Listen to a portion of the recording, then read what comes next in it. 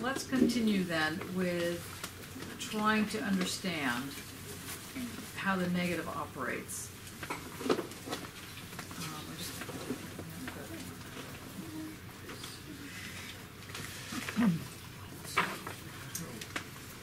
What's that? You're working in this place. How did you get this place? You're working in that place? No, Westburg. I got it because I ate there. It's very good sushi. Sushi's good, yeah, but I did the too. boss is not good, so don't do it. Unfortunately, I ruined You're not going to eat the boss. Yeah, well, but the boss gets the money. Anyway, let's try and focus on negative dialectics. Is there another place they have sushi? Mount Fuji. It's not Like Fuji. Boring, yeah. That's a bit of a I track. was just saying. Only boring, not that. Oh, it's at the bull ring. Okay. Really test your level sheet. That's right. That's right. Must Well, go. Must imagine go. how well sushi tastes after you hike, they'll do it. Okay. Let's just do a little bit of a wrap, and then we'll move into the sort of the semi-last section of the. By the way, this tree has a name. Alba Fred Adorno. Nope. No? What is it? Agile. Agle. Sorry, not Abla. Abla. Okay. Hegel. We're going to start at this kind of semi-beginning of the course, and I'll do a little bit of a, 2 steps forward, 1 step back scenario here. So this course, Contemporary Philosophy and Aesthetics, is meant to give you a massive headache. No, it's meant to give you a grounding in, well, what is a ground? It's meant to give you a sense of why it's important to realize that what you're dealing with always already has this thing called a ground involved. The ground is taken as a given in every single thing you do. Whether it's making art, making dinner, doesn't matter. It is part of what gives certainty to life. Now, this thing called certainty has different flavors, and one of them we looked at had to do with probability, and one had to do with doubt. You know that the thing with doubt was not about the doubting Thomas side, that is to say, I don't believe you. There's not that form of the doubt. Doubt is an active absence. Doubt is something that enables an opening to stay open in a cultural environment. So you might want to say that in the elevator, if you had put your foot as the door was shutting, the foot would be this kind of doubt thing. But as the foot actually exists, there has to be something that keeps those doors open so they don't fully close. I'm hoping that you now realize that the idea of keeping something open is key to living in a society that enables thinking. And that each person has the ability, also the right, to think. Now, from that notion of rights, a lot of things happen, including the right to your body, the right to take pills, the right to do drugs, the right to anything. It's based on this notion that one owns at least oneself. So the notion of this level of doubt or this level of opening is linked to the way in which one understands freedom, but not just any old freedom, the freedom that is linked to, in this case, a Western notion which is intimately connected with property, starting with the right to own your own body if you don't have any property at all. So slavery is unacceptable in a society that is open.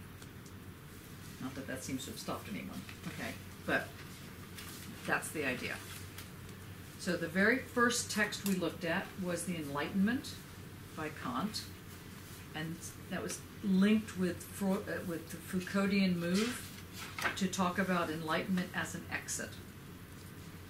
That the notion of enlightenment means that you know how to leave. You know how to exit. And you know, if not how to exit, at least you know that you can exit. So the very first step of knowledge, of being free, is knowing, is this notion of knowledge that you can exit. So there the exit is a positive negation. So the very first time you encounter this notion of a positive negation, that is, say, exit, leaving, engenders something, it gives you something, this notion of leaving, this exit, is something that is able to be at the center of the social, the ability to exit. So we have doubt, the Cartesian doubt, and the Cartesian doubt starts with I think, therefore I am. And before I think, before I am, you can doubt your eyes. You can doubt that you're here, but you can't doubt doubt. That's how the argument goes as far back as doubt, but can't go any further back. This is developed in the Cartesian meditation, Descartes' meditations, which we looked at, sort of in passing. Now, people have different takes on this, but the bottom line, the thing that sort of take away from this, is that this opening, this ability to have this doubt, enables one to move, even if you're just sitting still. Enables one to think, to create. But of course, that's not good enough. That's not enough to really deal with the social. And so what we did was we went on a little bit of a journey, which included primarily looking at how this opening sort of operates. So we went into Kierkegaard and the question of the tremble. The tremble is another example of positive negation.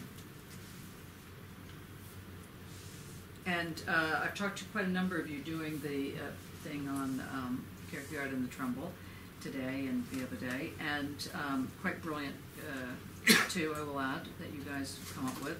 But this notion of how this works in order to create, or to put it slightly different, how the secret works in order to continually keep this open thing. So the secret is another one of these positive negations. It doesn't really exist, but it doesn't not exist. I mean, it can't exist except as a secret. Anything I say that you don't understand, speak now. We're doing our stitching and knotting. Stitching and knotting. So anything that's not tied down yet, do something like make a face or... Okay, great. All right, now, so in the Kierkegaard move, and just to annoy you, because since all of you weren't at the tutorials, I threw out a question that seemed to help some and didn't help others, but you might as well have the same question, which is, in Fear and Trembling, we have the story of Abraham and Isaac, as you know. So my question to you is, who found out about that story? How was that story found out? Abraham didn't tell it. Isaac didn't tell it. Sarah didn't tell it. Who told it? Who told the story? One God, I mean, it was involved. So, It's the angel. I mean, it's just, yeah. Nobody else knew. Okay. Who wrote the story? Who wrote the story? And whoever that is, or whatever that is a positive negation. Someone called Genesis. We'll just ignore that sentence. Okay. So I hope you're beginning to see that there's something that's popping its little negative head in through the cracks. It's this notion of the positive negation. It does something weird. And what hopefully you're getting to grasp is how it forms a ground.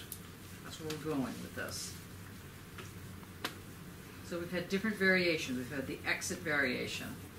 We've had the doubt variation. We've had the, which one? Tremble variation. We've had the who told the story variation. Any others that you can think of up to that point so far? So we're moving along slowly but surely, like a little slug. Moving along. By the way, has anybody seen these Spanish slugs that have come? Those really big slugs. Do you know what they love to eat? People. Philosophers. Yes, yes. Philosophers. No, they like dry cat food. And they can come in, they can come in. SpongeBob now, sorry. Yeah, they're like SpongeBob pants, or Jerry, Sponge Jerry Pants was Bob. the meowing snail in SpongeBob. I didn't know that. Have you ever seen a slug go under the skirting board? No, I haven't. It's disgusting because it just completely flattens itself out, like really, really, really thin, except for like only in that little bit, and then there's a big fat bit sticking out as well, and it's just disgusting. Like the X-Files. Wow. Wow, who knew? The X-Files could be a positive negation. God, it's very sad, isn't it? Okay, so we've got slugs at the X-File. I don't know if the slug is a positive negation on any level. But, I mean, even some of these slugs are so large that the birds don't even want them. Anyway, yeah, and just imagine coming in, because the cat food bowl is near, or was near, the skirting board, and you'd come in and there'd be this enormous thing sitting in the cat food, or worse, there'd be slug trail. You know, I know. Anyway, sorry. Okay, so I'm not sure how I got into that slug, but anyway, so with the tremble, we have this notion of the positive negation. Now we then took a bit of a, not a detour, but a sort of side move. We started looking at Freud. And with Freud, there were his basic position, I mean, understood in a more sophisticated way, hopefully, from now, is that the psyche, the unconscious, requires an openness. It can't close. If it closes, one becomes psychotic. So Freud's basic position is that to be human is to be neurotic. If you cease being neurotic and become either psychotic or some other, variation, then you lose your humanity, because the neurosis keeps that open. So what we're finding is that there's something about this open thing that creeps into a lot of different works. So with the open, we know that with Freud, we have this version of the oral complex, the anal complex, the Oedipal complex. We didn't even get into the Electra complex, but if you went on a tangent or you went into the Freud argument, you would be finding all of this stuff. In order to think about how things get established, what really happens, and how, again, reality becomes graspable. To grasp reality requires a ground. It requires a ground because otherwise it's just variations on opinions. So there has to be a shared something, and this shared something has to do with the form of doubt or some kind of this positive negation. Now we move over. Any questions so far? We're still good? Good to go? Okay, so the next section is that we move into Hegel. And as you remember, for Hegel, particularly those that are doing question 1, the question of the objective and the subjective. Now remember, in question 1 is asking about Hegel's notion of objective, not subjective, so don't get lost in that. The subjective, so let me put it slightly different. In Hegel, he's arguing that knowledge forms the basis of truth, not the other way around. What is true, it's not so much what is true is known, because it doesn't have to be known, you don't have to be consciously aware of something. It has to be fully formed as a concept. And the notion of the so-called fully formed is something that itself doesn't close. Because if the knowledge closes the entity, it becomes simple rote positions or a rule. So in order to both have a fully formed something and at the same time have it open, because that's the challenge, and on the third hand, have it open in such a way that it can change and say everything that needs to be said about it, for Hegel, he requires the one system.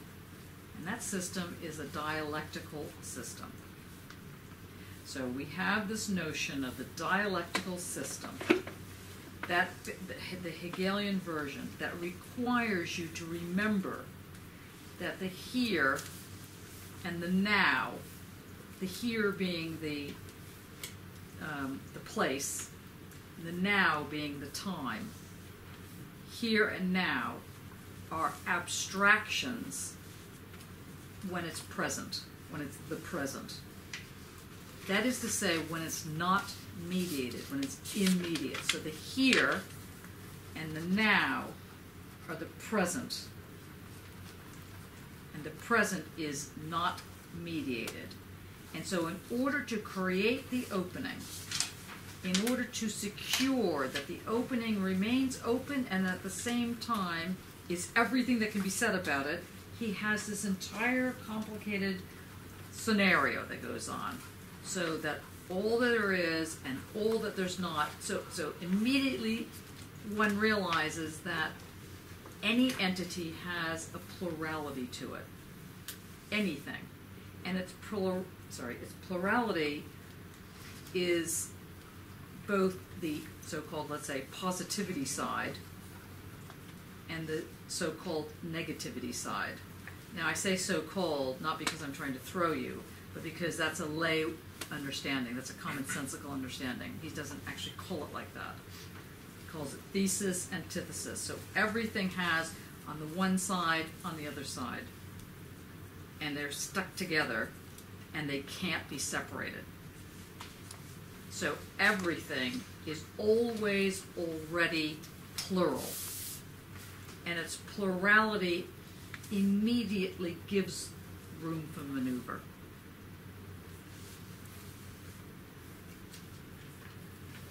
Or as one of my colleagues used to always say, in the face of adversity, there's nothing wrong with hope. It's always already resistance to its stasis. So Hegel makes this move. He takes it from Heraclitus. Longer story. We didn't really get into Heraclitus and his big toe, putting it in the water and realizing that space and time stayed the same and changed at the same time. And Hegel realizes that, or what he does is he presents the argument that the here and the now, the space and the time, are abstractions until they are fully sublated. To sublate something is to mean that it's mediated. So this gives a third element, a kind of weird element. So you have all that there is one side, the plural, and all that there's not is the other side. And then it has this sort of other thing that goes on, this sublation thing, that creates a process. And the process is what begins the ability to both move something to make it change and at the same time allow it to stay in its essence. Allow it to keep its essence going. Can you say that bit again? Yeah, so it allows it to change, but at the same time remain the same. So this is how we got to the lovely Agla Fred Adorno is her name. Okay, and she is a tree without a consciousness. Sorry. The subjectivity of this tree, from Lulu, the subjectivity of this tree is in its material object. This material objectivity thing, the objectivity of this thing, is understandable because as Agla Fred Adorno, it has its subjectivity within, or not like internal to itself. The subjectivity expresses its full objectivity. You with me on that? Subjectivity expresses the objectivity. The subject and the object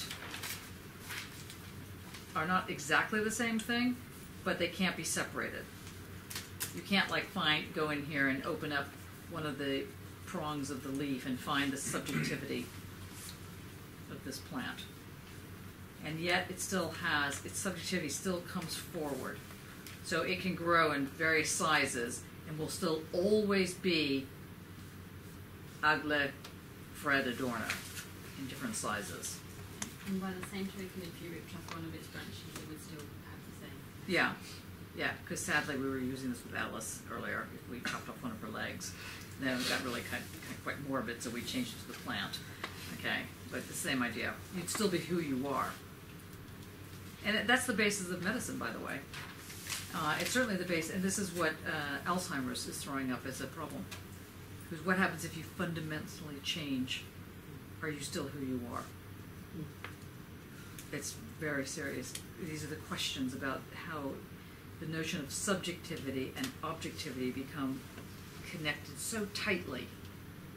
So Hegel would say, yes, it doesn't matter how your brain changes. You are the essence of who you are in the subject and the object. Got it? Are we okay with this? Now, getting to the hard part.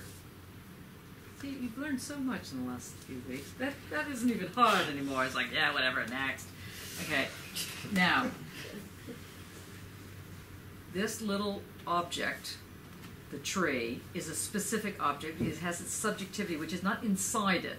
So don't think of this subject as being inside yourself and the object being the cover. It's intrinsic. It's intrinsic. Right. So if I got shot dead, okay, that's probably a bad example, but the object of Johnny and the subject of Johnny would kind of go down the pan at the same time. You can't really separate it out. I mean, maybe you can, with AI, they're thinking, you just upload your brain and then download it somewhere else. There's a lot of studies about this right now. We're not going to go there at the moment. That's next semester. Okay, now, so the object and the subject are not quite the same thing, but they exist with each other. So in that sense, the object and the subject are with itself, or is itself, but it's not yet for itself, just with itself. It is itself. To be for itself, there has to be some kind of intentionality or some kind of consciousness of some kind. So Hegel launches into this whole thing about A and B consciousness. And in this way, he begins to develop how the subject, which shows itself through the object, comes to create new ideas. But for Hegel, that is an unfolding, because we are talking about the dialectical process, which is the process of, starts with a T, telos. And what is the process of telos? No, a telos. What is the process of telos? What does it mean? Going towards your goal. So you have the goal. Well, forces will. Yeah, and the goal gives meaning to your little impetus of getting your MA, for example. But the complicated part with the dialectic is that the process, and what's the main process of the dialectic? Sublation. Excellent. Okay, so the sublation creates this moment of spark, which then is the synthetic, something gets sublated and it creates the synthesis. Now, I always say the synthesis goes back around and forms the ground, but actually it doesn't go anywhere. It is the synthesis, and the synthesis is like, you know, it's like glue on your face. It's like, sorry, that's not the wrong thing. Glue on your face. Right. We didn't know where that feels like. Okay, God. It's difficult. Anyway, it's like not going anywhere. It is the whole thing. So this when it synthesizes, it immediately forms the ground. So the synthesis is the ground. I've always said goes back around and forms around, but just don't think there's any time lapse. It's immediate. And that immediate thing has various names. Becoming, imminence, negation, last one, goes with the T, transcendence. Great. Can I ask a question? Sorry. Yeah. This imminence thing, if you look it up in the dictionary, it sort of implies stuck within. There doesn't seem to be a becoming about it. But it also says it's the other side of the coin of transcendence. So is it the same as transcendence, or? Well, the other side of the coin. Or the other side of the coin. Yes, it's the other side of the coin. Right. So imminence isn't going anywhere, but but it's not going anywhere. Right. It's like today I had Should have known, shouldn't I?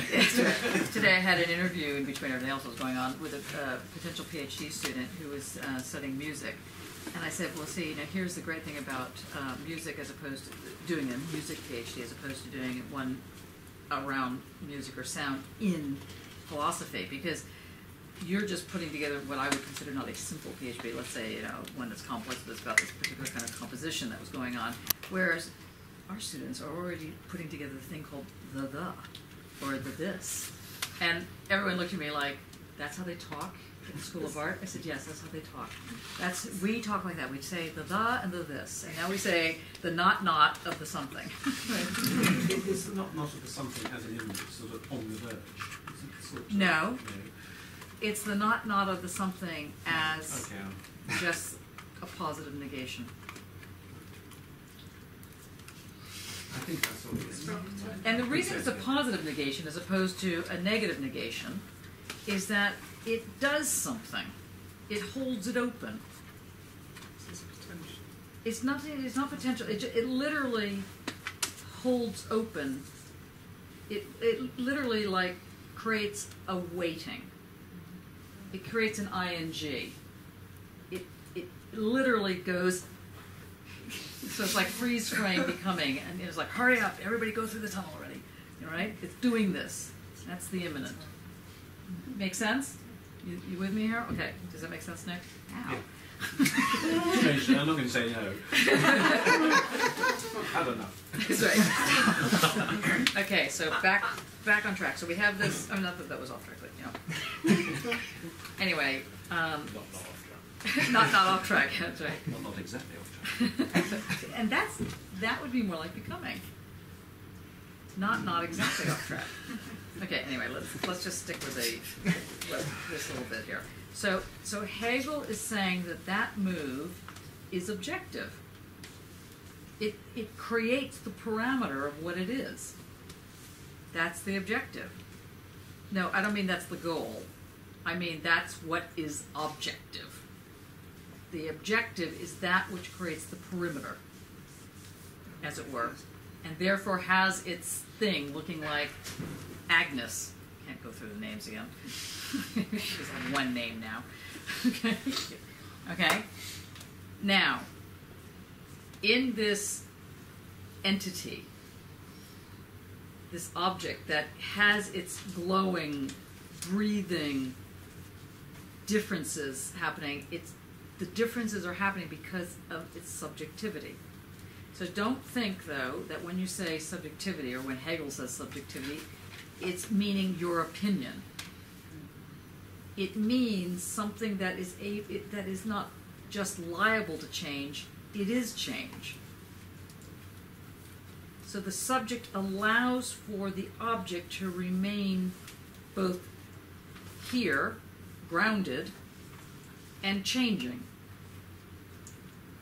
at the same time. Yes? No? What do you think? Winnie? No? Yes? Jess? Winnie? No? No? No? Amy? No? No? You get it? You don't get it? Making faces? Can't tell? Can't read? Could you go over it again, Johnny? Because I'm not sure I'm getting it. Okay, what part are you not getting? You said the course is. No, seriously, what part are you not getting? I'm aware that sort of the subject and the object do this weird kind of dance where they seem to sort of almost shift. But when you say the subject allows for the object to remain here and grounded and changing at the same time, I think at that point I've kind of lost the definition of object. So here is our object. Agnes. And Agnes, which is a combination of Hegel, Fred, and Adorno, otherwise now known as Hegel, as Agnes. As this little thing grows, it will always be Agnes, which is not quite the same thing as saying a tree. It is a specific tree. It's not just a specific tree with a specific generic DNA. It has something else to it. In this case, we've named it. It has what?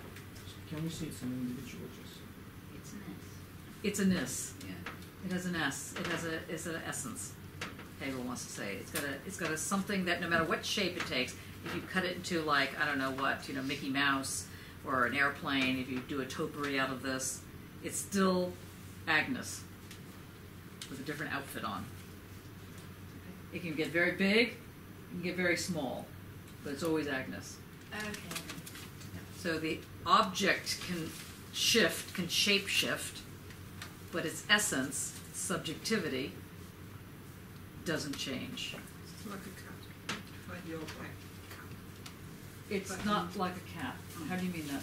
Well, just meant like you would have, you get pet cat as a kitten.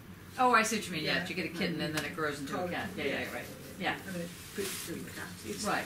but it's the one Yes. that has that personality. That's you right. know that is, even though it. And you know that the personality and changes changes, as it, yes. right? Because let's say, my cat, I have two cats. One of them, my actual cat is Finn. Finn is the Mighty Finn McCool. And the Mighty Finn McCool, does anybody know who the Mighty Finn McCool is? Do you know any? Anyway, it's from Ireland. The Mighty Finn McCool was this character who slayed all the giants, and one of the giants in Ireland picked up little Finn and dunked him in the river, and all of his hair and it turned completely white except for this one little pinch where he had red hair, and that stayed red, and it's just like Finn. So Finn is a huge Maine Coon with white hair except for this little pinch on the back, but he's also Huckleberry Finn, so he has two little Finn sizes to him. Okay, but anyway, the point is that Finn, as he's grown up, has personality disorders. Love Finn. Now, he's a fantastic cat. He's very smart, and the older he's gotten, the kind of more funny he gets, and he does funny things. He's a character. He really is. In fact, I walk him around the block because he's such a big cat. He'd be stolen. He's very beautiful, and one of the producers of James Bond sequences want to put him in the next one for Diamonds Are Forever. make a living, Finn. Someone's got to do it in this household. It's like, anyway, that doesn't happen yet because they're having issues with the fact that Finn is a Maine Coon and not, one of those Persian cats, So we came back saying, well, can't James Bond have, a white cat that's the Maine Coon and the bad guy, Blofeld, have, the other one? And anyway, we're not getting any further with this. But at least he was spotted. Very important. But my point is that this character called Finn, or yourself, you've changed as you've grown, but you're still who you are, right? It would be the argument. So the subjectivity, it's a very interesting notion of subjectivity, because it both changes and maintains the essence. So it's not the essence. It's not the essence, but it allows this thing to stay the same while changing. So whoever it is you are, and whoever it is you want to be or hope to be, includes all the various changes you've gone through, but there's still this kind of thing called whoever you are that kind of runs through. Got it? Make sense? Gives you ground. It gives you a ground. So the subject grounds the object. Well done. So that's the first major thing of Hegel. You can keep the tomato. But anyway, so that's the, I made that with love. Okay, now, Marx has an issue with this.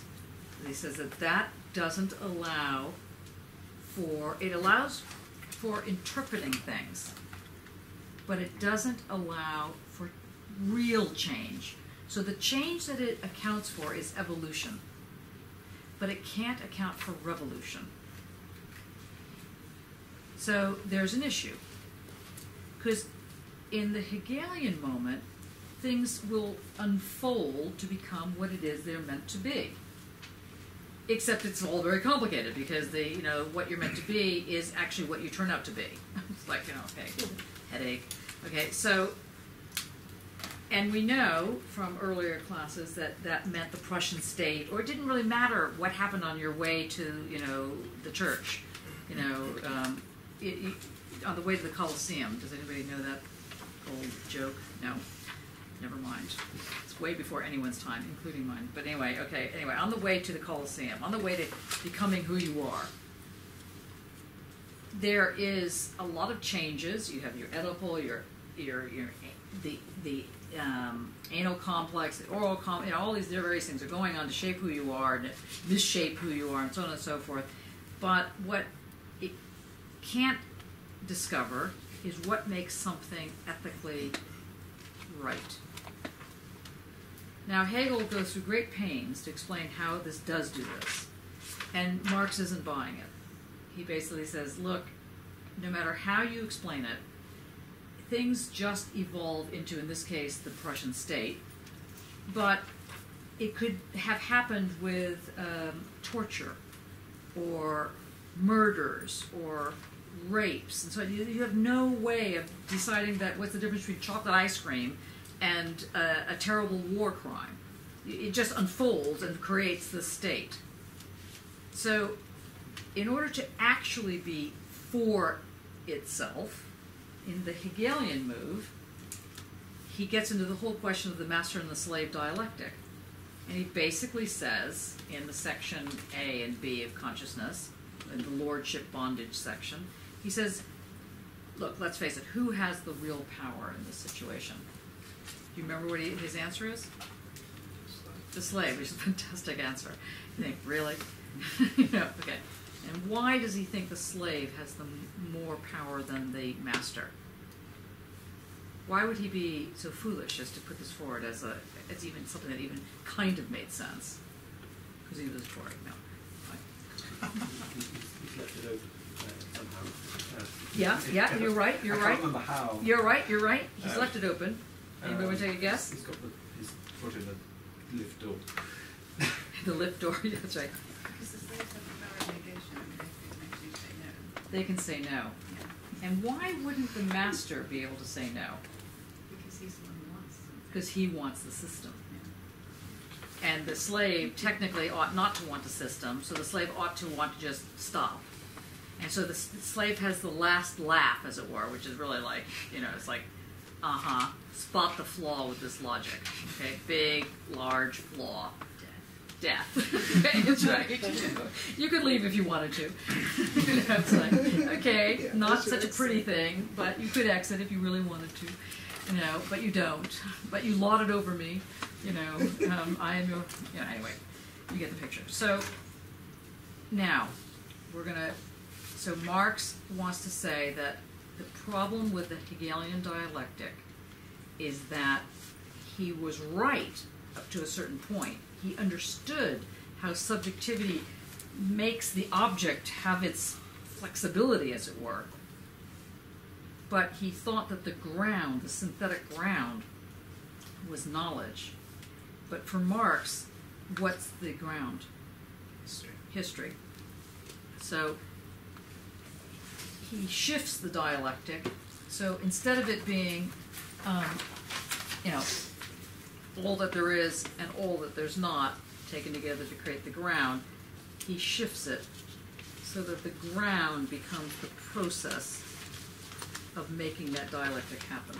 The ground becomes, so, this is how we've always looked at it before. All that there is, all that there's not, creates a synthesis which, forms the ground.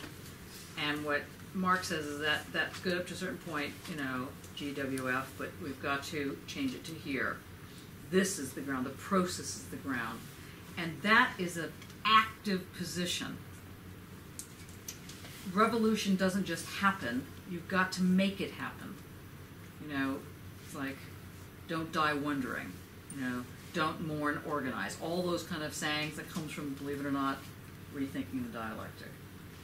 Well, it doesn't just come from that, but it comes from realizing that if you don't step up to the plate, as it were, first of all, you have to recognize that there is a plate.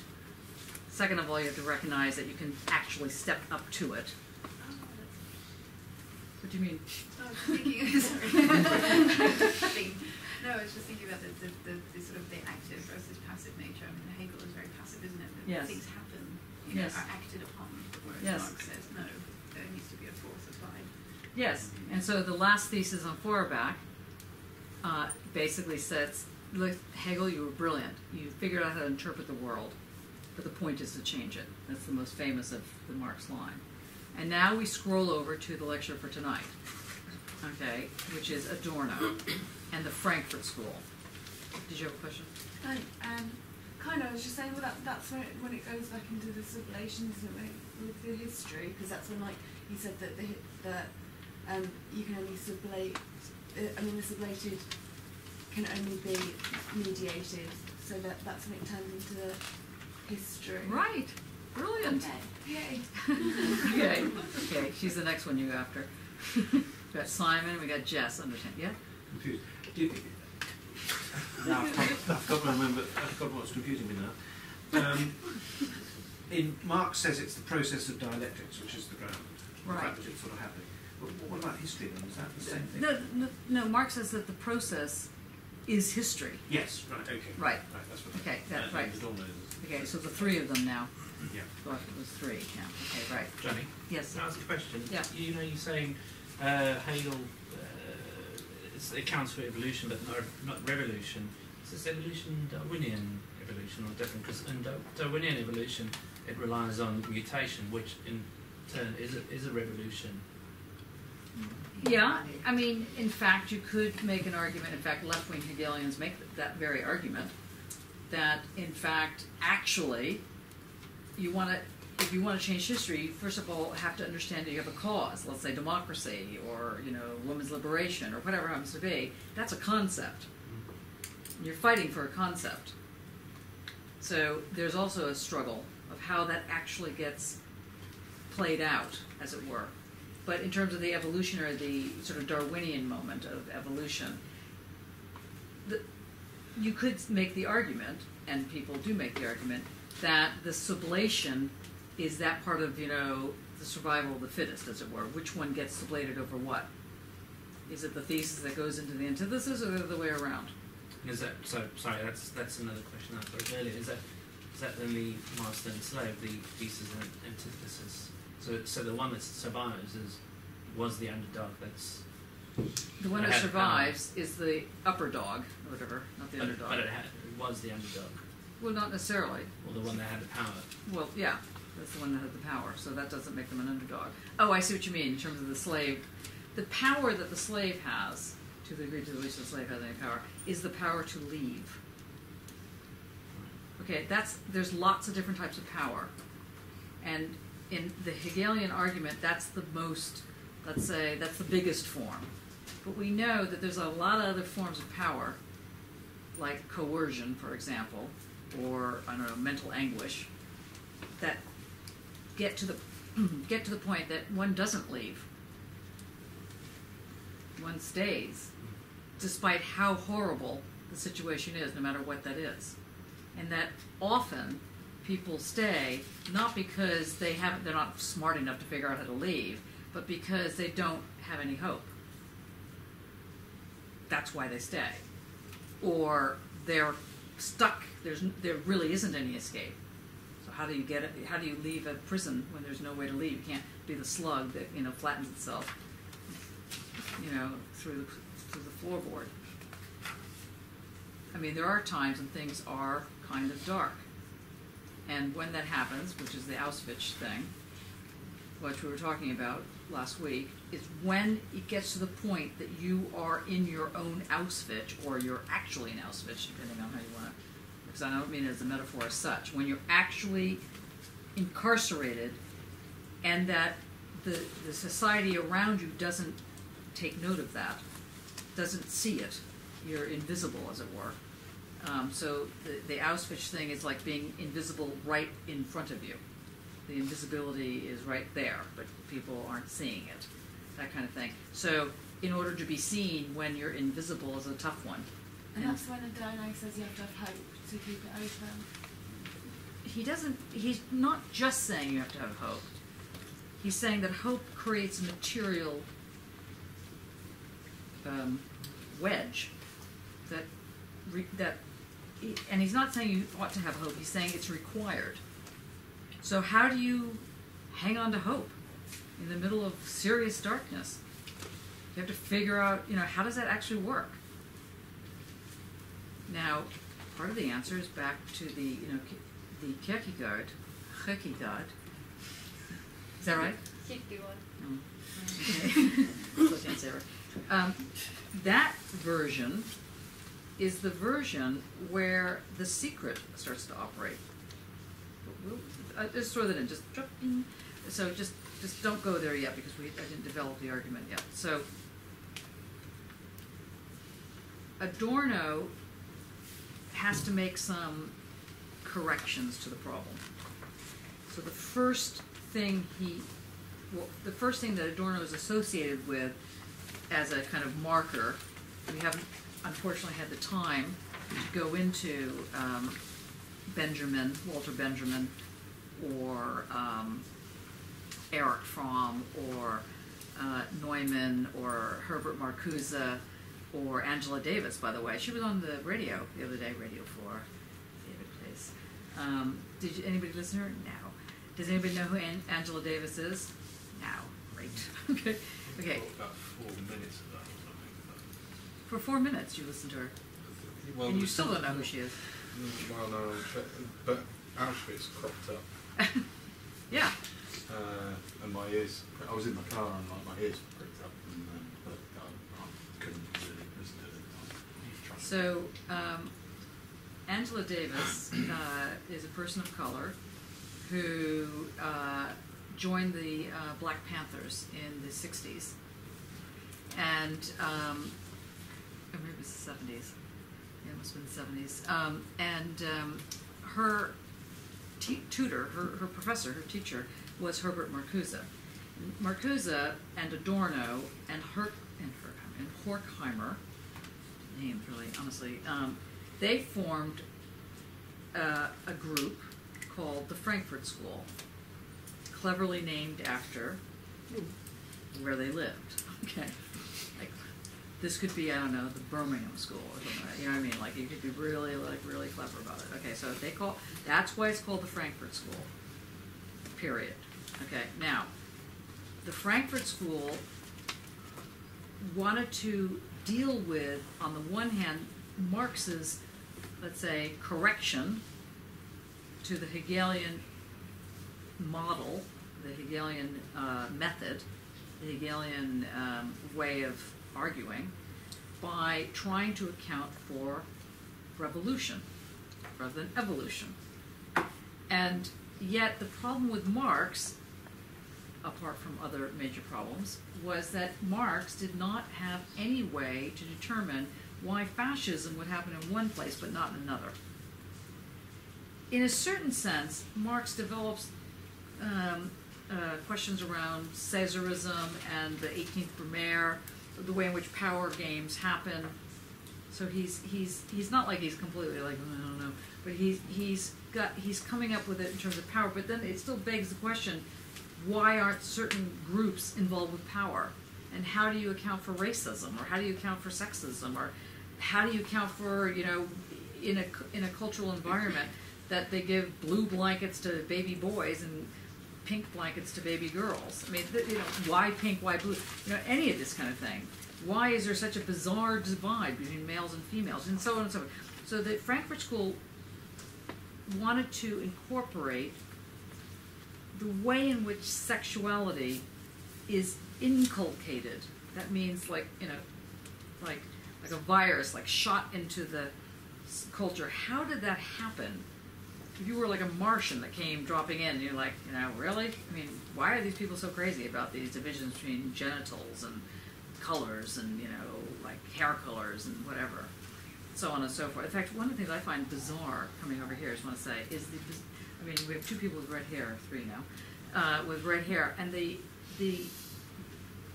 think incredible, it seems to be racism to me, hatred or jokes about people with ginger hair or ginger thing, being ginger. First time I heard this, you were?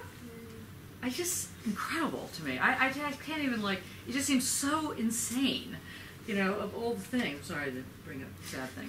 But, you know, it just, having red hair where I came from, in, you know, the land of, obviously, you know, milk and honey, you know, it was like people were very jealous because you had this fantastic red hair. It just, like, meant art, you know, it had a whole different meaning. It was like totally bizarre. As I came over here, everybody was like, oh yeah.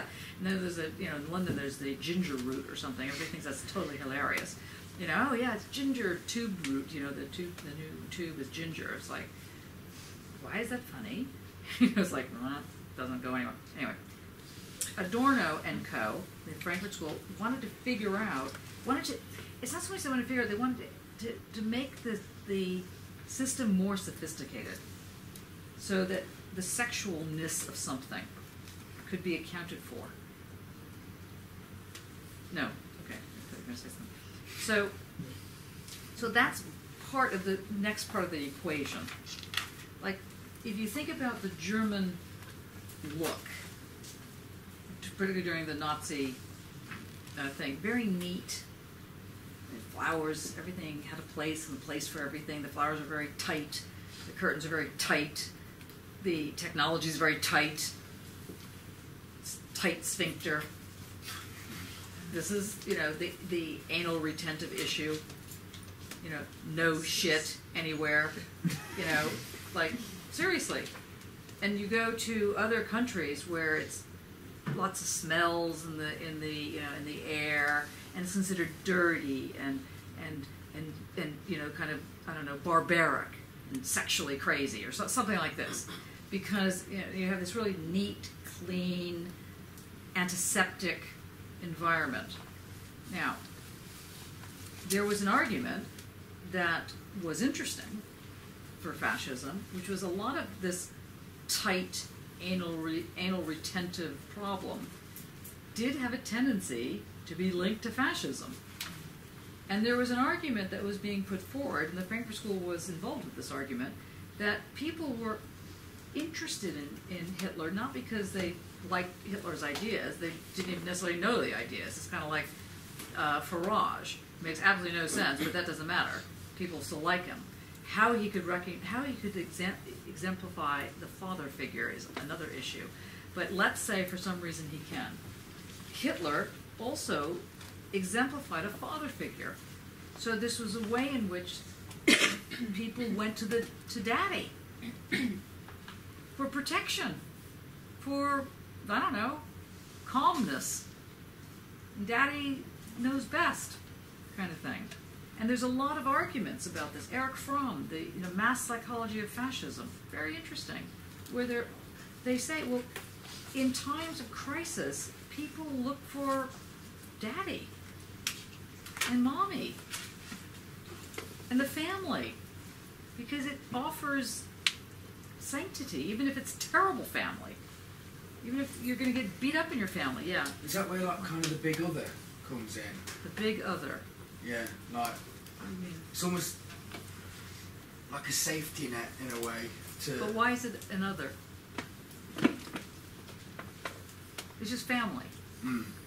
I just meant like, people like Hitler as the leader. It's not just like a family figure, but something that you can push all your desires on in a way to alleviate yourself of any responsibility to carry on. But Hitler's not the other. Hitler is the. Right? Hitler is it. It's not he's not the excluded, it's the other group that's the excluded, those that don't work. And so the family unit, emphasis on unit, becomes becomes the thing that holds the glue together. And so anything that challenges family is bad. Anything that challenges, creating this sort of nest is a problem. And so women's liberation, civil rights. I mean, really, it's just so incredible. And these things, and in fact, in the U.S., healthcare. I mean, it's like, really, it's just unbelievable. People are trying to. They'll probably get it thrown out, healthcare, because it is being perceived as destroying the family unit. Couldn't make it up. It's like you just, wow. How do they rationalize that? I don't understand that argument. How could healthcare destroy family unit? Because, didn't you want to give it a go? Well, it's directed at the people who can't afford it themselves. Well, yeah, I mean, but why can't the people afford it themselves? Well, because they're the excluded others. They're the outside thing. Well, they're the ones that have failed. Yeah. They're like the losers, big L loser. So if you are a loser, then you're not going to have the money to pay. Die. Yeah. It sort of goes hand in hand with gun control, or no gun control. Because it's a great idea to give a child an Uzi submarine gun, submachine gun, because otherwise they might not understand individuality. It's like, really? This is your argument? And the answer is yes, it's the argument. I was taught to shoot. I know how to shoot. I can shoot. I can do archery. I'm very good as an archer. In fact, I think I told you that I was shot in the back with an arrow. Yes, I'll tell you that quick story, and then we'll go back to this. Which is that I was a camp counselor. Actually, I was a camp director at a military camp. And I was teaching these young 9-year-olds how to do archery. And it was one of my favorite subjects. I loved archery because it's like I could see myself on a horse and with a bow and arrow, and very much like the Hunger Games. Very, very good. Maybe not quite as good as that, but I was pretty good. I was a good shot. Anyway, and I was about 50 foot from the little tyrants, otherwise known as children, and I was explaining how to do the bow and arrow, and I was at the target explaining how you pull the arrow out of the target, and some wicked child shot me in the back. And I was so annoyed. I turned around and I was like, who did that? With this bloody arrow in my back. I think the anger just kept me from passing out. And this little girl was like, okay, I'll talk to you later. I just have to get Anyway, and I went to the first aid, campsite part, and when they opened the flat camp, the tent, I fainted with this arrow in my back. So it was fantastic. Anyway, Okay, anyway, so, and still we teach bow and arrows. And in fact, one of the guns that we were using to start off with were air rifles. And air rifles are like BB guns. And this another idiot child decided to stick BBs in his ear. I mean, really, why? Because. And people were flipping out because they couldn't get the BBs out of his ear. And I said, well, maybe let's try this. We'll put him upside down and hit him on the side of the head, and they all fell out. I thought, okay, well, that was lucky. But, it wasn't considered like child abuse or something, which would be today under health and safety or whatever. But anyway, so the thing is that different cultures have different answers to things, and the Hegelian dialectic, as sophisticated as it is, it was just too stiff. And so Adorno, the Frankfurt School, wanted to bring in these nuances. Like, why is it that in America you'd have this type of stupid attitude about healthcare and somewhere else you don't? How do you account for that? How if the environment, the culture of a country is so strong, like for example, the U.S. can't seem to get it in their little heads, like the Russians before them, that in Afghanistan it's a very tight civil society, and you can't just bomb your way into or bomb your way out of something all the time. It often works, but it doesn't always work. And so they keep realizing this is not working. They haven't got the Frankfurt School edge on this yet, where there's actually differences. You have to understand the nuances, you have to understand the culture. Maybe they'll get to the point where, okay, you bow or you like shake hands or you don't. They know that bit. But the wider picture they can't quite get in. So the Frankfurt School is saying the wider picture is always sexual. Sex and death. That's it. You want to know what runs the world? Sex and death. Taxes. So, because money is attached to one or both of those things. So it is money that runs the world also, but sex and death has a lot to answer for it as well. So Angela Davis joined the Black Panthers to fight for black liberation, which was what it was called at the time. And she was followed by the CIA forever. There's a fantastic, I'll try and remember to bring it in so you can see it next week, thing on the Black Panthers and the CIA following her and stuff like this. What's that? There's a documentary, This one was by Coco something, I never lost, very famous artist. Anyway, so Angela Davis was speaking on Radio 4, and she was the student of Marcuse who was teaching that you have to understand the nuances, and it shaped the way she thought, actually. And she was like one of the most, and is one of the most amazing radicals in the U.S. And it's amazing she's still alive and hasn't been, killed. This is a miracle. Anyway, be that as it may, She's a woman. No, they killed a lot of the women. I think it's because, not to say that if you're not smart, or if you get killed it's because you're not smart. She was very good at being one step ahead, but not so good that it didn't take a toll on her. And it's actually quite interesting because the FBI in particular was analyzing how radical she was on the basis of her hair. Because when she first started out, she had very ironed hair. It was really flat, and then it became quote natural, so it was like completely out there, and then it was a huge afro, and it was just this enormous it looked like, she almost looked like a microphone, this like big hair, and then she shaved it all off. And then, so you can almost see where she was being tracked for because they couldn't quite keep up with the hair problem. And they kept missing who she was because they couldn't get the hair right. It was fascinating, actually. Just a whole thing on the hair is interesting in terms of her sort of life story. And in fact, there's a very interesting artist named Ellen Gallagher who works on the hair issue, actually. And Sonia Boyce as well. She's also very good on this hair issue. Would So the question of the hair issue. How does Hegel, Marx, any of them talk about this? How it would be, the argument would be, you know, if you're into, I don't know, let's say gay liberation, we'll use that one as a good one, we haven't talked about that one yet. That would be seen as being bourgeois. Like, what, you know, or women wanting the vote. Why do you want the vote? Why don't you just want to take down the system? Well, it turns out having the vote was insane not to have, whatever the system is. So it's not like it was. So these are the kind of, like, how do you deal with these kind of struggles? How do they work? How do they not work? So the position that was being put forward in the Frankfurt School tried to gather in the notion of subjectivity via political action.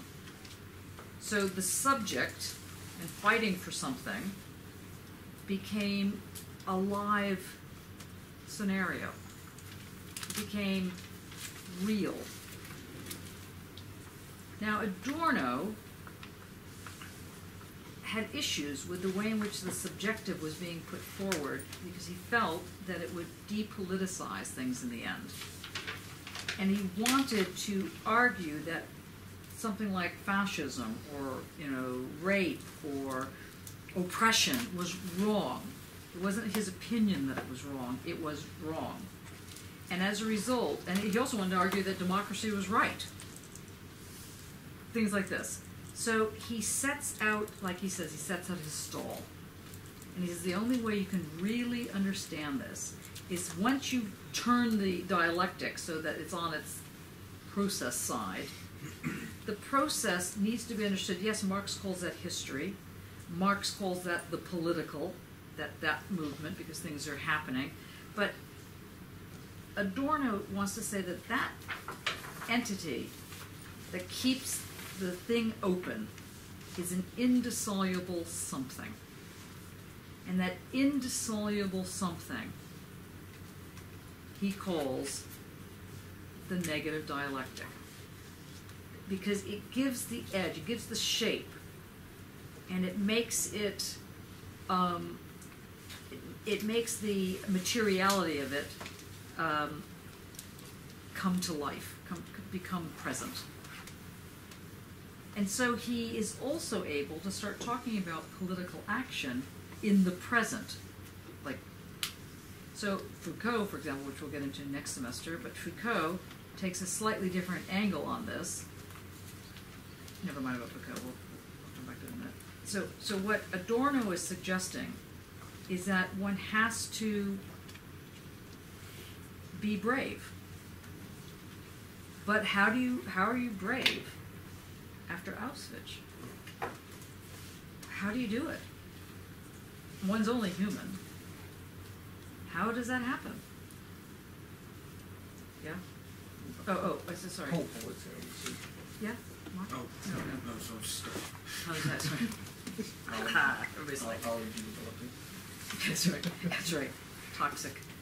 How does that happen? What's his argument? What's Adorno's argument? Creativity. Yeah.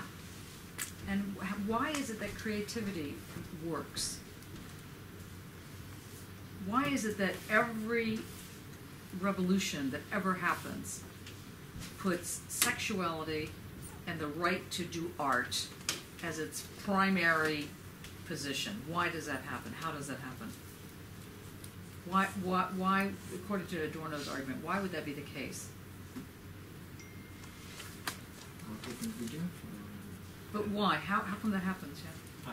I'm not sure this is the right answer, but are they the indissoluble something? Yes, that is the right answer. And reading Adorno's bit on the indissoluble something, he doesn't actually say that in that section, does he? He No. seems to be arguing that all matter, or all something, is to some extent indissoluble. Right. And Let's go to that. Now that we're almost at the at last week's lecture. If you go, let's just go first to famous page 4. Do you have it to hand? Actually, it's right in front of you. Translator's note.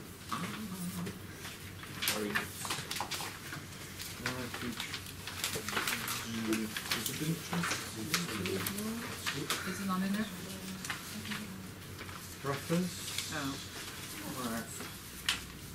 Well, that's the sides. Does anybody have page 4? Do you guys want to borrow that? if you would be so kind. Oh my God! Thank you. Does everybody You want have to stay page on? 4? No, thank Okay. Dialectics, not a standpoint. What is meant by that phrase? No. It's not just something that he's believing it is. Right. It's not just a view. Yeah. It's dialectics is not just my idea of a good day out in the park. So that's what he's saying. No theory today escapes the marketplace, including his own. Everybody's going to claim what they're saying is correct. So, but mine actually is correct. It's fantastic, you know. And he, so he goes on and says, "Look, I get the fact that everybody's going to think I'm being, I'm self-advertising. There are no blinders for thought to dawn against this, and the self-righteous conviction that my own theory is spared that fate will surely deteriorate into self-advertising." So, so he's basically in his own clever, muddy way trying to say, "Look, what I'm saying is actually correct." So, get with the program here, people. That's what he's saying. But he goes on to say on page 5, the name dialectic says no more and no less. I added that part. It says no more or less than that the objects do not go into their concepts without leaving a remainder. That is the most important thing, that an object doesn't go into the concept, in this case, tree, without leaving a remainder. What's the remainder of poor little Agnes going to her concept? What is it? What gets left over with Agnes going to her concept? What is it? Yeah, and what is that indissoluble something? It might be a surface. It's not her essence. The object doesn't go into a concept without leaving something. It leaves a remainder. What is left? Let's say Alice now, whatever her name is. Alice goes into her concept. I'm the concept she's going into, right? And then all that's left are the little sparkles of her little trees. That's what's left. Why? Why is something left over? What's being left over? It's the negation. And why is that left over? And why is it indissoluble? It's the process. Yes. Who said that? Good. It's the process that's left over. And so you're right, Nick. Didn't you say it was a negation? No. Oh, did you say it was a negation? Someone said it was a negation. That was you. Okay. Okay. Now. Be very sparkly. Okay. So the name dialectic says no more nor less than that objects do not go into their concepts without leaving a remainder. So an object goes into its concept, and in so doing is sublated, swallowed up, and what comes out of that? What is the next step in that sublation moment? Synthesis. And at the exact same time that the synthesis happens and it supposedly goes back around all the rest of this kind of stuff, it forms the ground. So when the thesis, let's say, goes into the antithesis, that is, say, when you have a point-for-point situation and one gets sublated into the other, the point-for-point, all that there is and all that there's not, that sets up a contradiction. A contradiction means that for every point on the side A, there is a not point. There is this not point on the other side, as it were. And you know that there's not really another side, right? You know there's just the side. So for everything on the other side of the A, the not A, it contradicts the A because it is not the whole other side of what the A is. Is that being clear-ish? So the not A contradicts the A. the word contradiction means it basically fills up the whole same size. If that were true, nothing would be left over. But it's not true. To put it, there's too many negatives in here. So the name dialectics is no more than the object, let's say thesis, does not go into the antithesis. Now obviously it's saying a little bit more than this because it's a fully formed object and a fully formed concept, but anyway, that objects do not go into their concepts without leaving a remainder. Second half of this sentence says that they come to contradict, that move contradicts the normal sense of contradiction. The normal, child's view, contradiction, is that the contradiction can't have anything left over. 1 minus 1, 1 plus not 1 is 0. And yet somehow 1 plus not 1 leaves something. It leaves something on the ground, leaves a little trail, leaves a little glitter somewhere. So the name dialectic says no more and no less than that a contradiction isn't normal in your old sense of the word. The contradiction actually leaves something. Contradiction is, so he says that they come to contradict the normal, this is a terrible way of translating this, but anyway, he's saying it this way because he's trying to be poetic, I guess, but he says that they come to contradict the traditional norm of what one understands as the usual sense of contradiction. They come to disagree with the usual sense. They come to say something else other than the normal sense of contradiction, the traditional sense of contradiction. So he goes on and tries to clarify, which only makes it more muddy, but anyway. He says contradiction, in my, Adorno's view, is not what Hegel's notion of absolute idealism and the contradiction that Hegel puts forward. So the contradiction that Hegel puts forward, it doesn't, it talks about transfiguring and creates that famous synthesis. But if that's true, then they can't come to 0. There has to be something left over. Either it's the sublation or it's the synthesis. Something is left over because you can't actually have 1 plus not 1, A plus not A, and come up with something other than 0. So contradiction is not what Hegel's absolute idealism was bound to transfigure contradiction into. Contradiction should really have transfigured itself into nothing. But that's not what happens. In fact, what happens is that an essence comes up. So he says, contradiction is not what Hegel's absolute idealism was bound to transfigure this real sense of contradiction into. The bad sense of contradiction, the one that actually says 0 is what's left over, is not the essence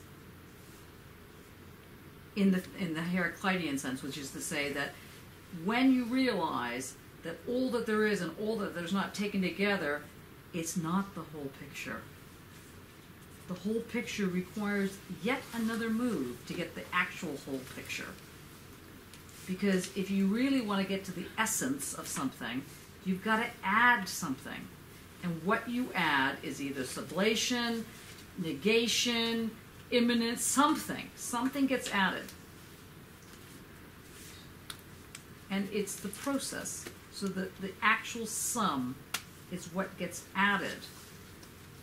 Clear or not clear?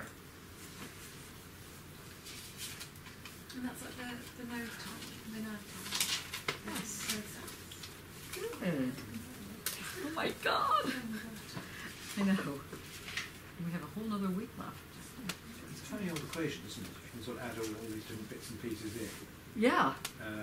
Sort of, it's apples and colours, isn't it? It's sort Apples and colours, how fabulous, yeah. Well, it's sort of adding in sort of, you're meant to sort of have the same things on both sides of the equation, but he's lumping in process as well, which is something else. Yes, and that's the indissoluble something. No, that's the point, is it?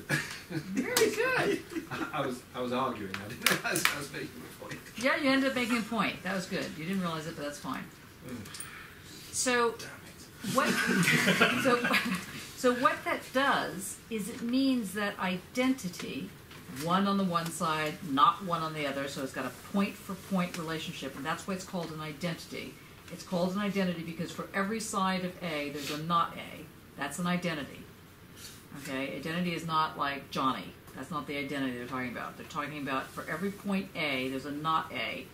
And what that delivers is the fact that identity looks like it's saying that there's nothing left over, but that's not true.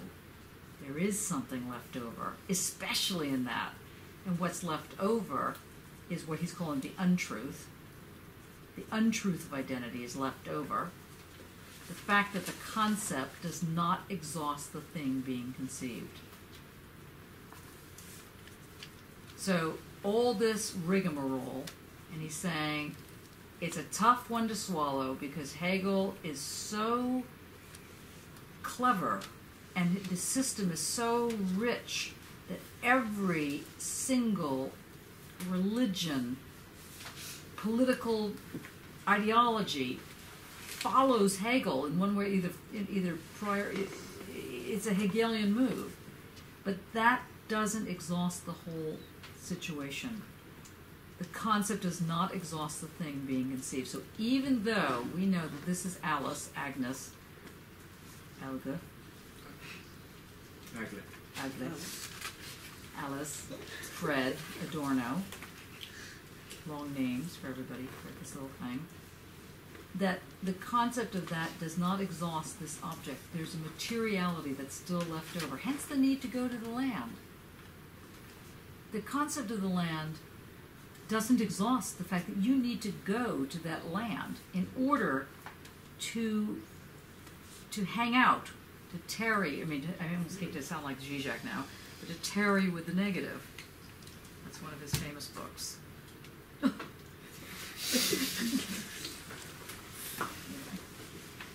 Okay, so that's the first absolutely critical thing, to hang out with the negative.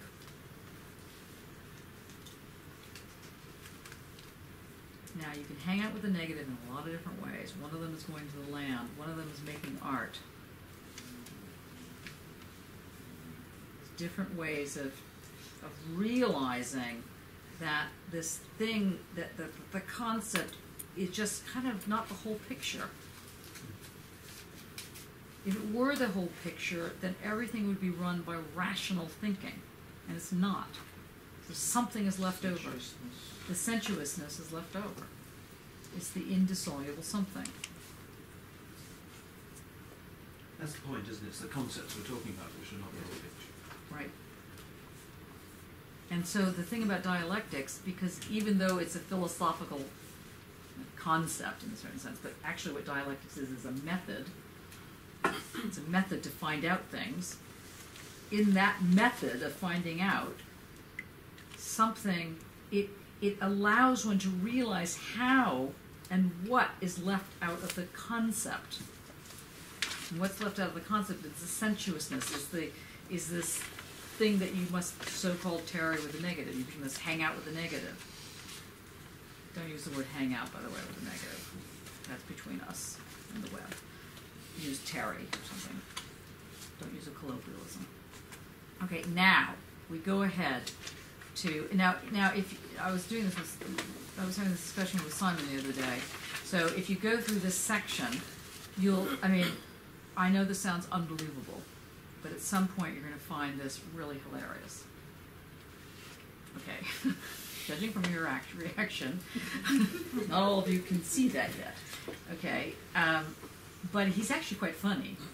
He does get into, I know, take my word for it at this point, he does get into the fact he can't bear idealist, and he thinks it's misplaced rage. So he can't stand existentialist. Don't even get him on, Beckett and that group. Anyone who's like hanging out, smoking Gauloise on the left bank in Paris, it just drives him completely insane. He just thinks, oh yeah, you wouldn't know revolution if it fell on your head.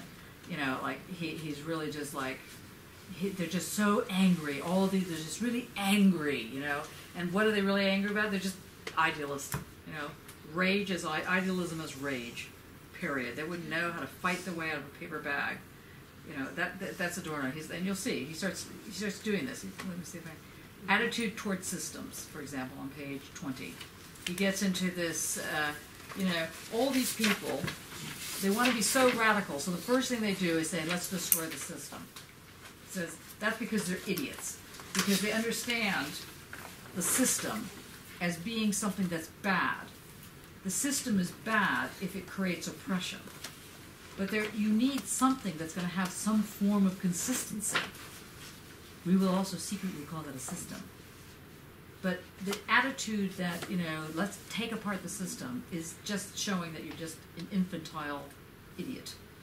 He goes on, he's just like, you know, when, you know, he basically says the problem is that, that he says in the middle of paragraph 1, the administered world moves in this direction. I'll start with the traditional speculation has developed the synthesis of diversity, which it conceives as chaotic on Kantian grounds, and its ultimate aim was to divest itself of any kind of content. By contrast, the telos of philosophy, its open and unshielded part, is as anti-systematic as its freedom to interpret the phenomena which it has... Anyway, that's what's going on. He's basically trying to say here that philosophy attempts to be presenting in the most unsystem. It attempts to show how fabulous it is not to have a system, when in fact it's so rigorous, it's so closed in the way it thinks, in the way it presents thought, that it's in fact almost as though it's just presenting this completely annoying love, secret love of the system. Bureaucracy. In fact, the administrative world is the bureaucracy, which loves systems. It can't even begin to survive without a system, but the system it loves is not a system that is a healthy system. And so he's saying you need to understand how the system, that's the bad version, needs to be dislodged. But if you dislodge the system, you need a system. You need a system to dislodge the system, otherwise it's not going to work. Otherwise you just have anarchy, but not good anarchy. You just have, you know, complete chaos. So he tries to get into this. So then he gets into page 22, idealism as rage. So that is, it's like he's now gone over the top, you know. He says that the system in which the sovereign mind, he's you know, speaking against Hegel here, the mind, the spirit, imagined that it transfigured itself into, has a very long history. It has this history in the animal life of the species, of this thing, you know, sitting on the Parisian left bank, smoking its Gauloise, and really having a go at each other. And in fact, what's that changing? Nothing. Nothing. The animal to be devoured must be evil. The sublimation of this anthropological scheme extends all the way to epistemology. And he goes on. His idealism, most explicitly Fichte, gives unconscious sway to the ideology that the not I, and finally all that reminds us of nature, is inferior. So the unity of the self-preserving thought may devour it without misgiving. Just raise your little hand if you see that you don't get this. Okay. What part do you not get? Okay, good. So he's basically saying that in idealism, the not I, or the antithesis, gets sublated into the thesis. And nobody seems to be worried about this. Nobody seems to suggest in any way that this is a problem. And what Hegel starts to do is show that could be the animal, gets devoured by the human, let's say. And this is just not a problem. There's no moral discussion about this. It justifies the principle of thought as it increases its appetite to keep devouring and producing and devouring, producing. Now, I won't spend too much time on this because now let's just jump now to there is an element here of Mr. Angry calling everybody else angry, isn't there? Yeah. And it's called projective identification in Freud's language. It is, but he is angry. And he's angry Yes. because he is writing about fascism.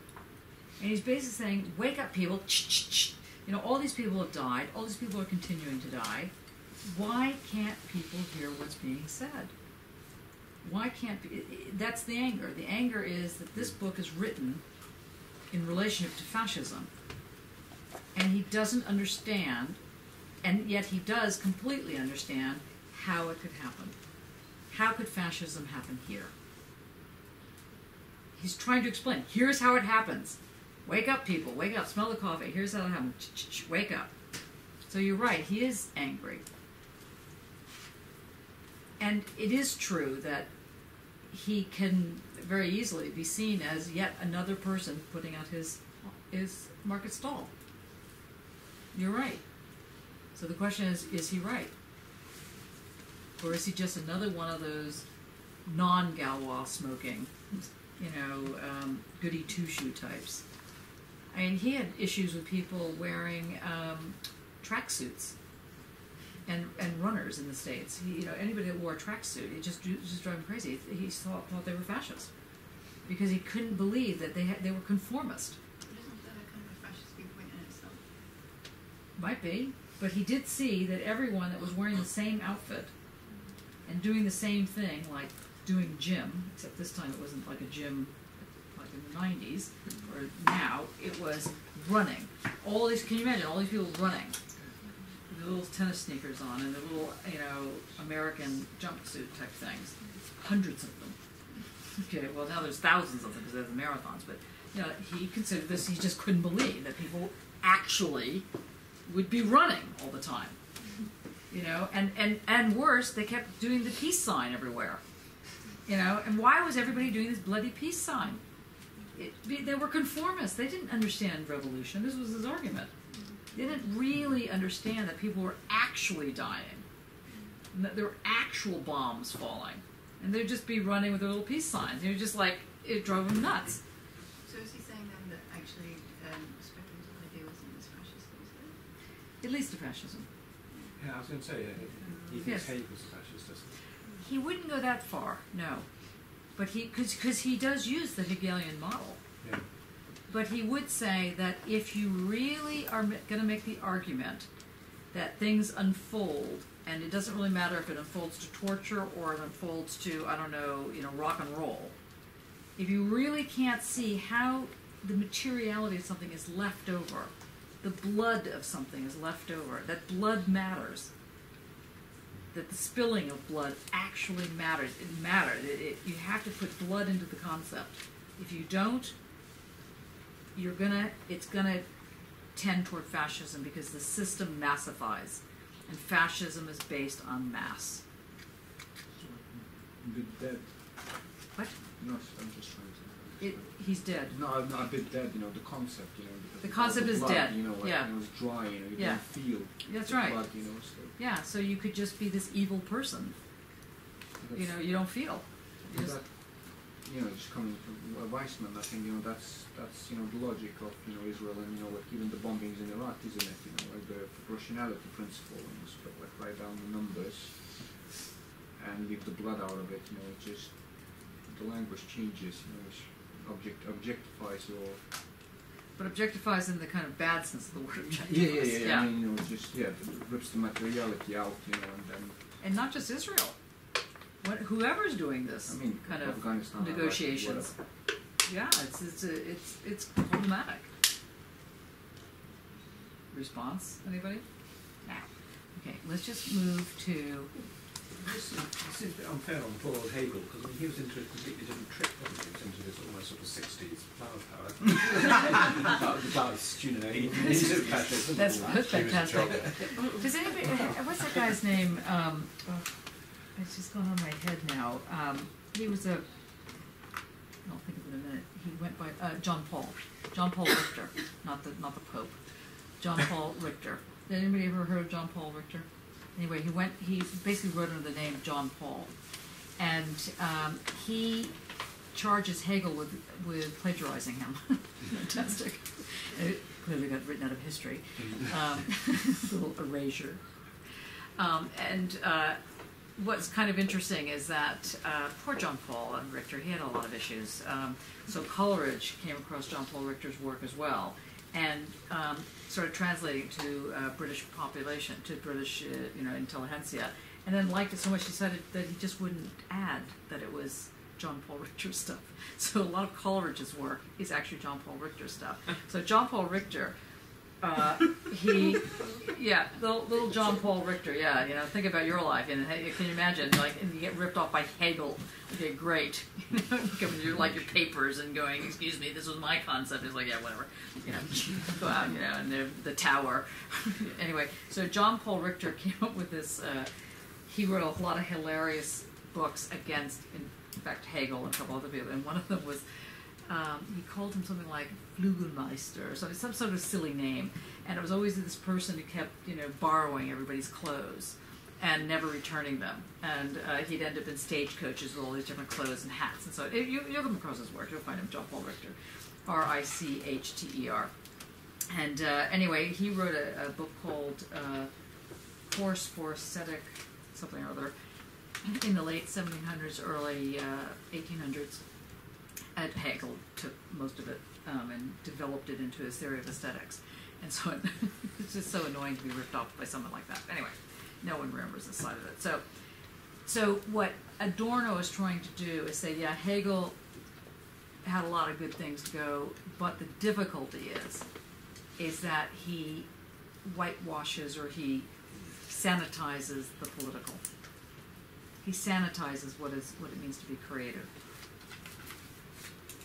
It's like on the one hand, the good news and the bad news is the same news. He really strengthens how this dialectical entity operates as an epistemological move, but at the same time he does it so thoroughly that it's completely sterile.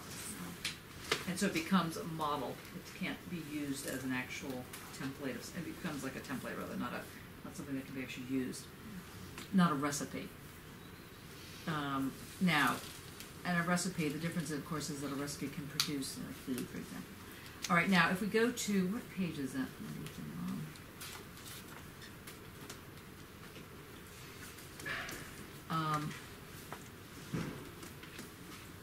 So, actually, if you go to page 40, I'm just going to do this because Nick and I had this conversation earlier today, and I just want to get to this notion of experience. He says here, in sharp contrast to the usual ideal of science, the objectivity of dialectical cognition needs not less subjectivity, it needs more. Philosophical experience withers otherwise. The experience, the blood, needs to be in there somehow. But our positivistic zeitgeist is allergic to this need. It holds that not all men are capable of such experience, that it is the prerogative of individuals destined for it by their disposition and life story, that calling for it as a premise of cognition is elitist and undemocratic. He's saying you must have experience somehow. That's why you must go to the land. You can't just conceptualize it. You must get your hands dirty. You must play with the work. Otherwise, you won't be able to do it. It'll just be air. Granted, philosophical experiences are indeed not equally accessible to everyone, not the way all men of comparable IQ should be able to repeat experiments in the natural sciences, for instance, or to grasp the cogency of mathematical deductions. And he goes on, he's totally into this remark, he just practically can't help himself. In any case, compared with the virtually subjectiveless rationality of a scientific ideal that regards all men as interchangeable, the subjective share in philosophy retains an irrational adjunct. What is the irrational adjunct? The sensuousness. It's not irrational because you're running around going, I must have sex, I must have sex. It's not irrational at that level. It's irrational because it cannot tell its secret. It cannot disclose it. It can't. It can't be exchanged in a rational way. Yeah? No.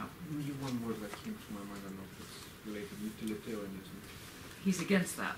Yeah, yes. That's how it feels, that's where Hegelian utilitarianism, the dry Yeah. calculated Yeah, that's right. exchange, you know, like between this But and even that. Hegel's not even going that far, because Hegel at least. Compared to Adorno, he feels like. Oh well, yeah, that's true. No, that's true. Okay, now if we finally get to this bloody part about the indissoluble, does anybody know what page the indissoluble something is on?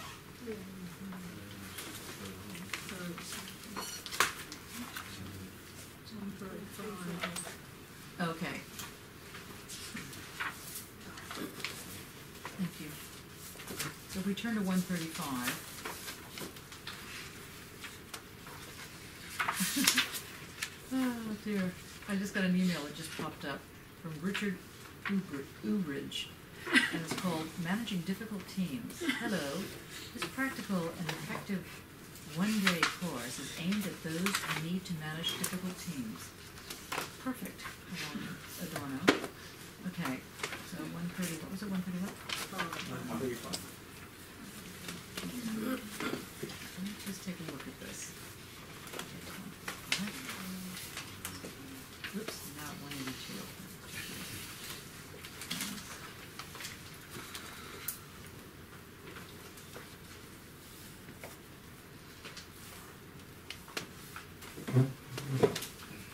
Actually, what would probably be useful, oh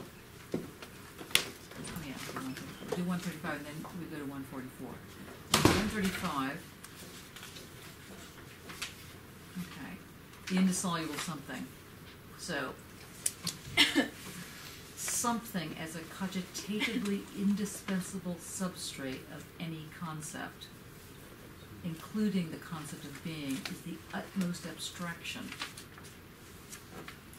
So he's saying here, without this something, there is no thinkable form of logic.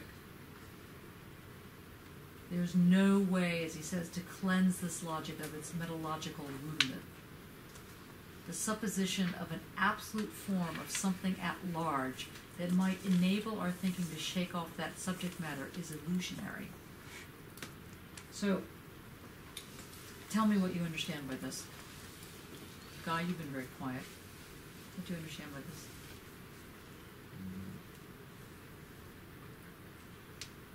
I think this is what he means by the, like when he says about, he talks about the triad, that the substance lives in the concept, and this is what ignites the thinking, and makes emotions. Good. Good. Can you elaborate? So why is it indissoluble?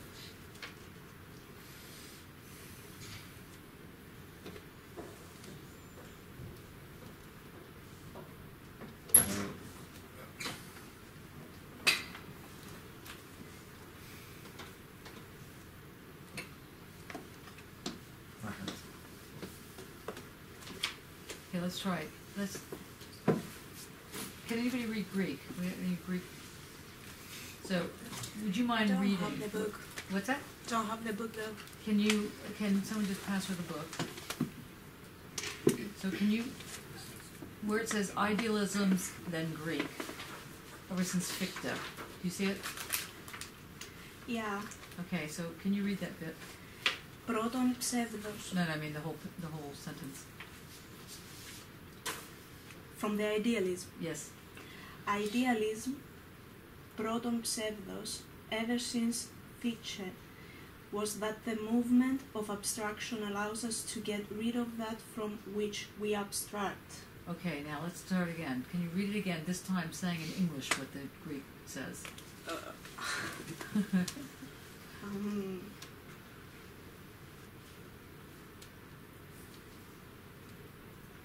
I'm not sure. Take a while flying loop at it. Idealism first lie ever since Fichte was that the movement of abstraction allow us to get rid of that from which we abstract. Good. Okay. Can you read it one more time with the first lie? Okay. Idealism's first lie ever since Fichte was that the movement of abstraction allow us to get rid of that from which we abstract. Does anybody want to give a translation of that?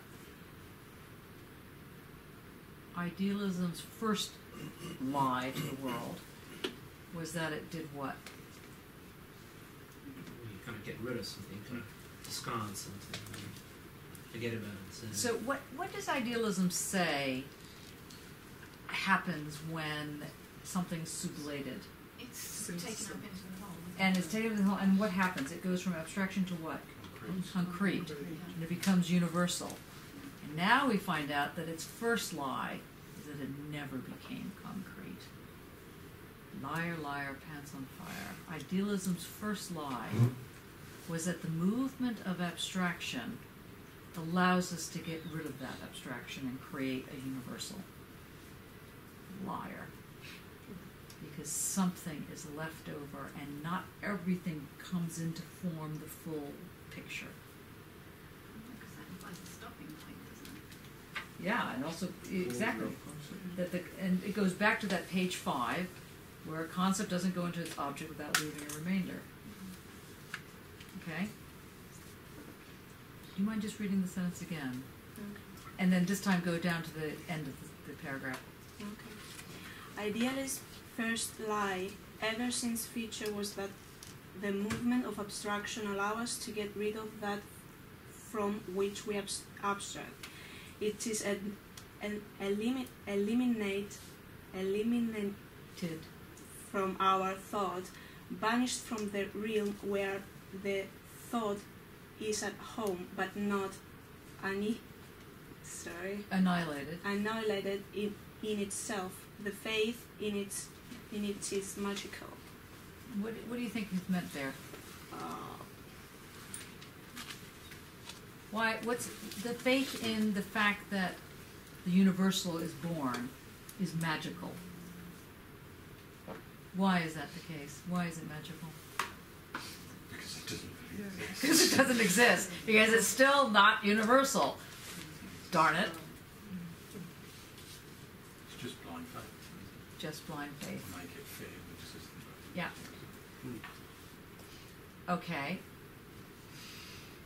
Sorry, we have more Greek going on. We have to do the next 2 lines.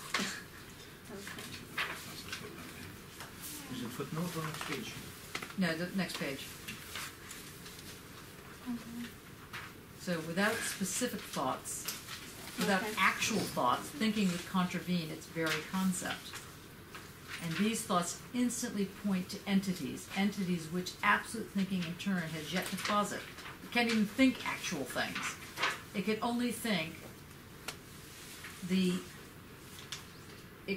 the fact that once it's sublated, it creates a universal. So what's the next line say? This simple what? First read the Greek. Ύστερον πρώτερον.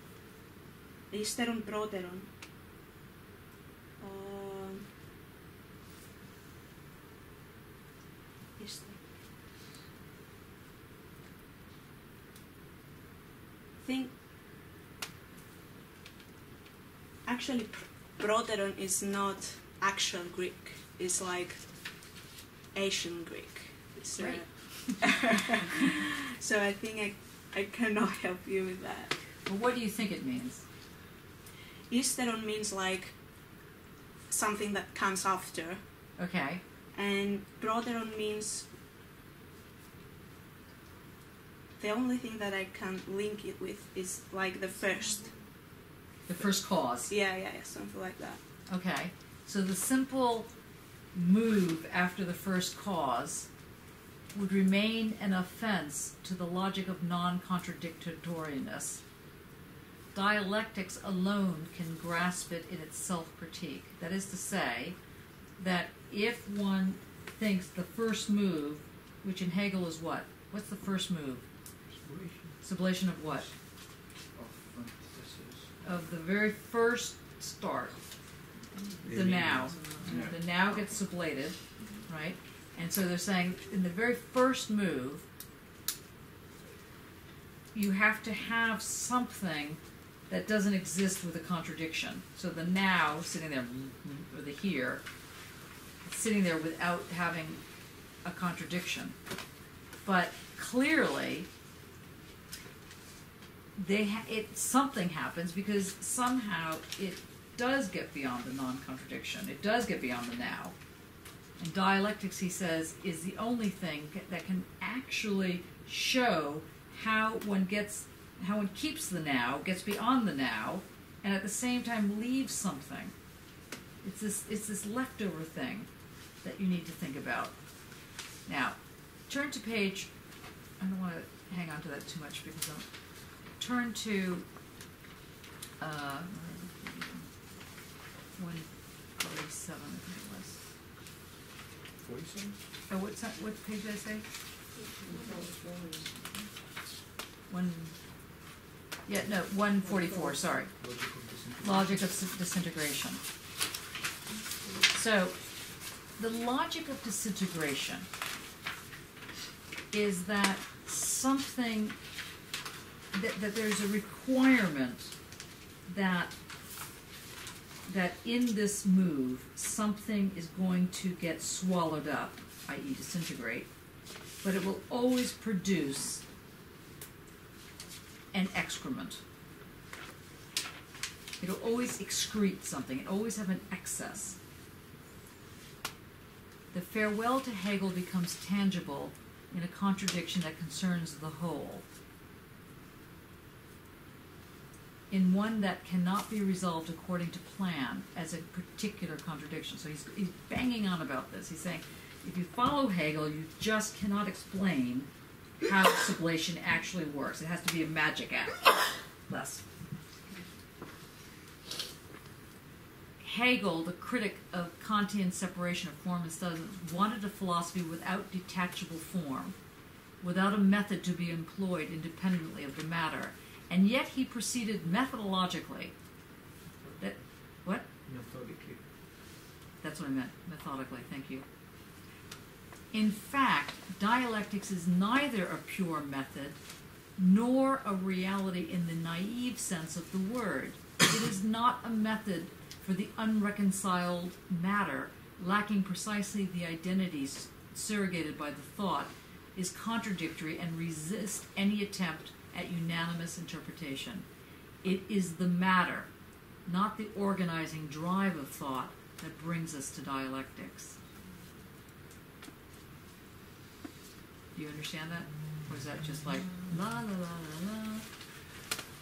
Is it just saying that, like, it's like what really like happens in life is what gets you to that point, not like thinking it? So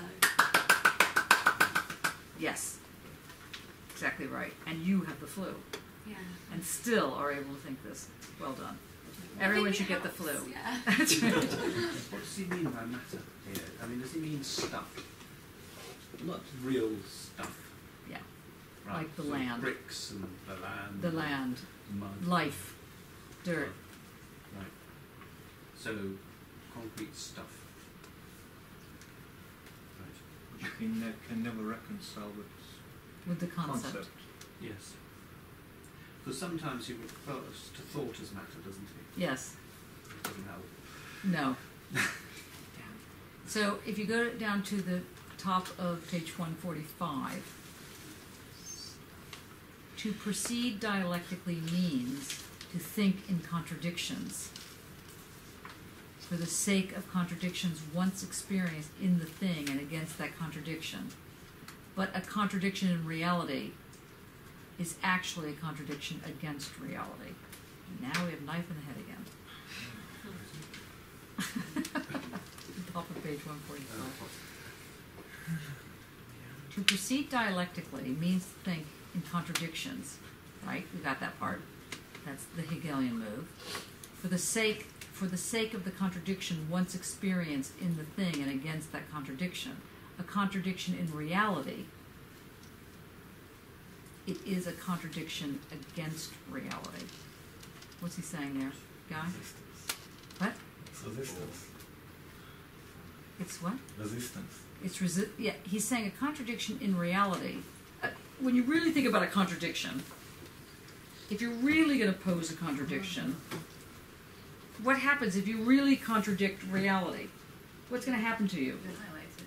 Yeah, you think? So therefore it's against... Really? If you're going to contradict the status quo, that's going to happen to you? You're going to annihilate it? No.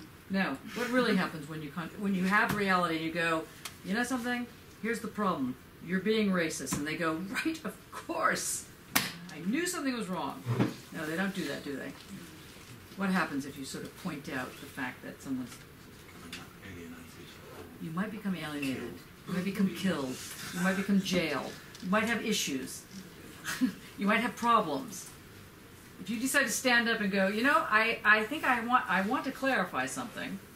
Here, let me explain. I came out of the cave. I've seen the light. I'm now going to come back to all you morons and tell you what happened. And what are the morons going to do? Shoot you. Okay. A contradiction in reality. It is a contradiction against reality. So you think you're going to get away with this? Mm-mm. You're going to be harmed. Wake up. You're going to be political about this. You want to fight fascism? You're going to go up to the fascists and go, you know, it's really wrong about this thing about, you know, annihilation, the way you're doing it. You're not going to fit in, are you? Problem. Beep, beep, beep, beep, beep, beep, beep. Yes. So the logic of disintegration is what then? What is the logic of disintegration? What do you need to know if you're going to fight the system? That A is a system. B, that there could be an exit, but let's say there's not. But you probably might have to die fighting. You might have to die fighting. Bit of a drag. What else? What's the logic of the disintegration? What will happen in the disintegration?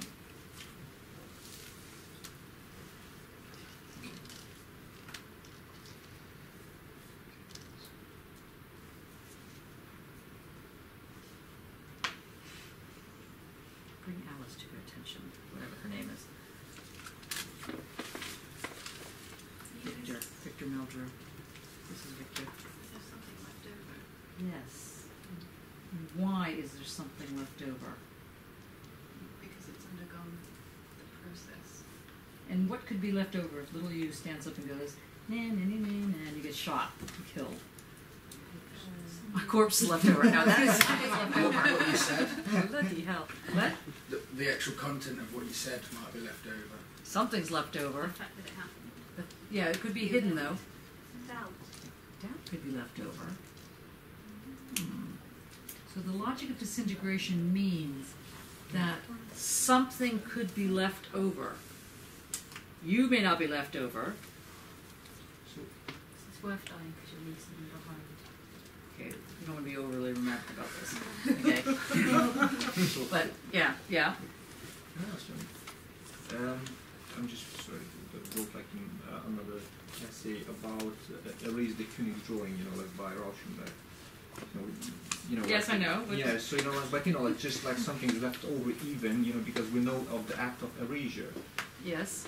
So you know, and you still know that you know something's something under was erasure. Yeah, you know, and you know, there's still something left there, you know, even though you know, like everything's annihilated, you know, like in Rauschenberg's that painting. You know. Okay. Yes, you. Okay. So is that a metaphor which I could follow? It could be, but let's just stick with this. What is? I know that it's painful. What is the logic of the? Okay. What is the logic of the contradiction? What? Yes. The logic of the contradiction, the logic of the disintegration is that the indissoluble something is left over. And for Adorno, what is it that's left over after Auschwitz? And how does he say that? What's his little phrase? Yeah. So it's not like, you know, a poem springs up after you're shot and killed.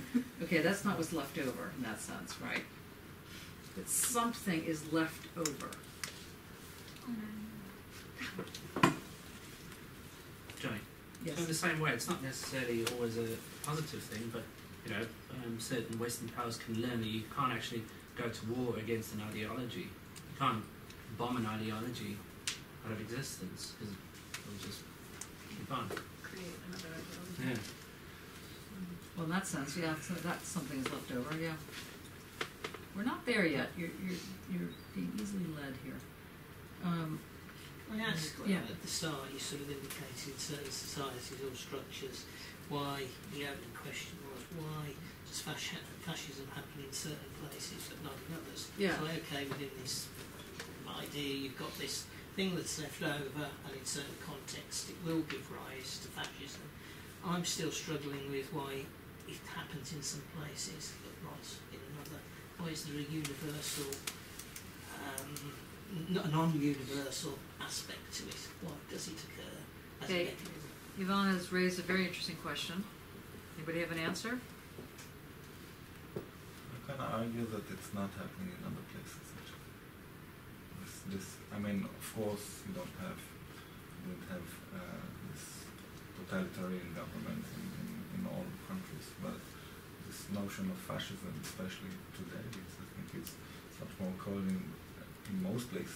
Oh, I agree. It was just That's the right. proposition. No, he's was trying to sound a little bit more positive. But why is it? How does it spread? Yeah. Following on that, are we talking about fascism or totality, or what are we actually talking about? Yeah, but fascism is totality with excluded. Well, fascism is an other. example of totality, isn't it? There are other totalities. But fascism Democracy. is, yeah. But the fascism is there's the two types of two types of massifications. One is the democratic. I mean, these are again very euphemistic. The democratic one, which is meant to be open, and the fascist one, which is meant to be closed.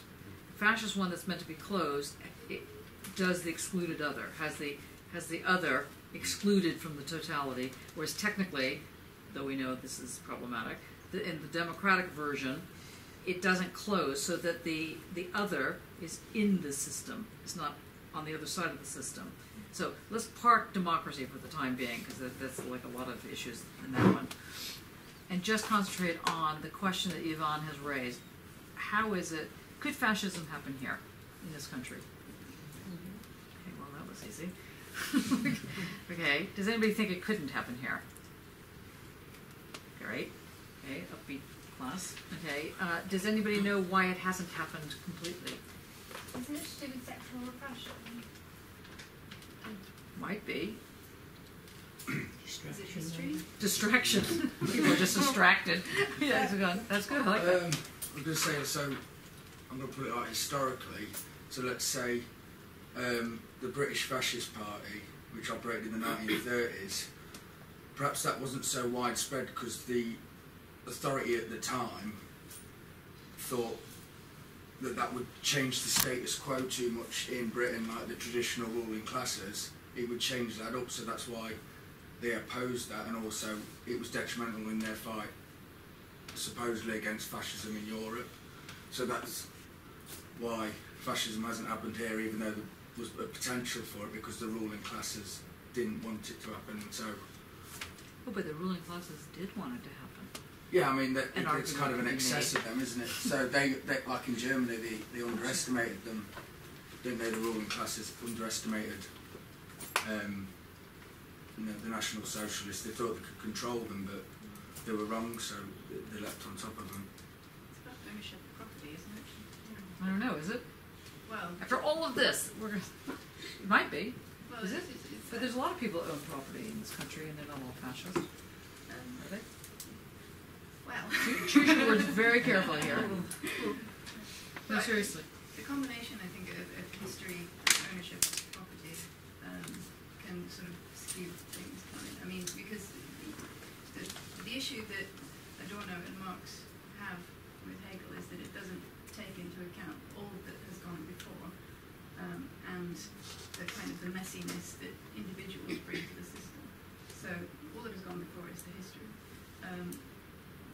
But also it's that sort of sense of massification. It's the haves versus the have-nots, and things like that start to come into play. So that's, if you start to look at resources and how resources are distributed, then perhaps you get more of an idea of why fascism might spring up in one place and not in another place. But Emery raised the question of sexual repression. Mhm. So how does it figure into your equation?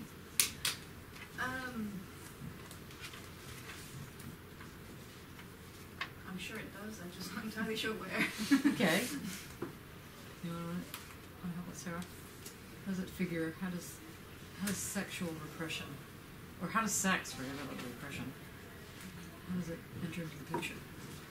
and I said distraction. A long while ago, there was a guy in America called Coulson. He had things, and this phrase has been used a lot since then. But famously, had a sign on the wall that said something like, "When you've got them by the balls, their hearts and minds will follow."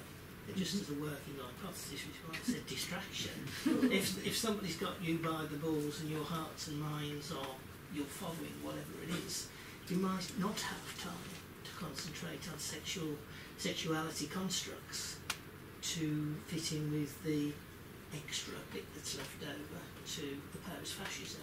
And I just wonder whether those that are in power are very good at manipulating that situation. But how do, I mean, to like, you know, sort of, you know, go with the balls thing, because obviously there's quite a few people here that don't actually have the balls, but let's say, doesn't that bring in the picture of, well, how did that happen to start with? Mm. And what does it mean really to be, as was then changed, I don't know if this was a feminist thing or not, but it was changed to, if they have you by the short and curlies, which is kind of like the same idea, only different. You know, so if you are caught by the genitals, that's a little sexual, no? Okay, so, I mean, if you're caught at that level, if that focuses the mind, as it were, because this is where you are being dragged down, do you agree with that? Do you agree if the sexual, your right to the sexual aspect of life is somehow negotiated away, and you're forced not to, you're forced to do life differently? Does that focus the mind? It's a form of. It's a form of focus. Yeah, it's a form of expression of sexuality. Well, sexual energy can be diverted into other things. It's like more of a good question, you know, like for me, it's sort of like creating, you know, a mode of proper behavior. I don't know, like why I'm thinking it was linked, but it's sort of, oh. So, yeah. So if you control the sex drive, then you control activity, then you control product, you can control people. That's pretty much the Frankfurt argument. Mm. If you can control for the sexual, a lot follows from that. If that can be regulated somehow. It's a super ego. If the superego can be the main ego, can become the ego. If you can gate crash the gates and keep them, you know, straight and narrow, as it were. Emphasis on the narrow, then it's a problem. So what Carlson said was true. If you control the sexual, their hearts and minds will follow. Mm-hmm. Isn't it? So How does that work? what are they doing? It's kind of the. Yeah, that's right. That's right. Quick, cross your legs. You know, I mean, yeah. It's like. It's enforced But just morality. because you're controlling the body doesn't necessarily mean you're controlling someone's mind, does it? What, the fundamental form of creativity stops all forms of creativity. And what is no? You mean in terms of heterosexual reproduction? No. Right. But there's something about the sexual, being sexual, that is linked to creativity. I don't mean, it doesn't matter with whom one is having sex, including with oneself, but somehow that is linked, and the question is, what's the how?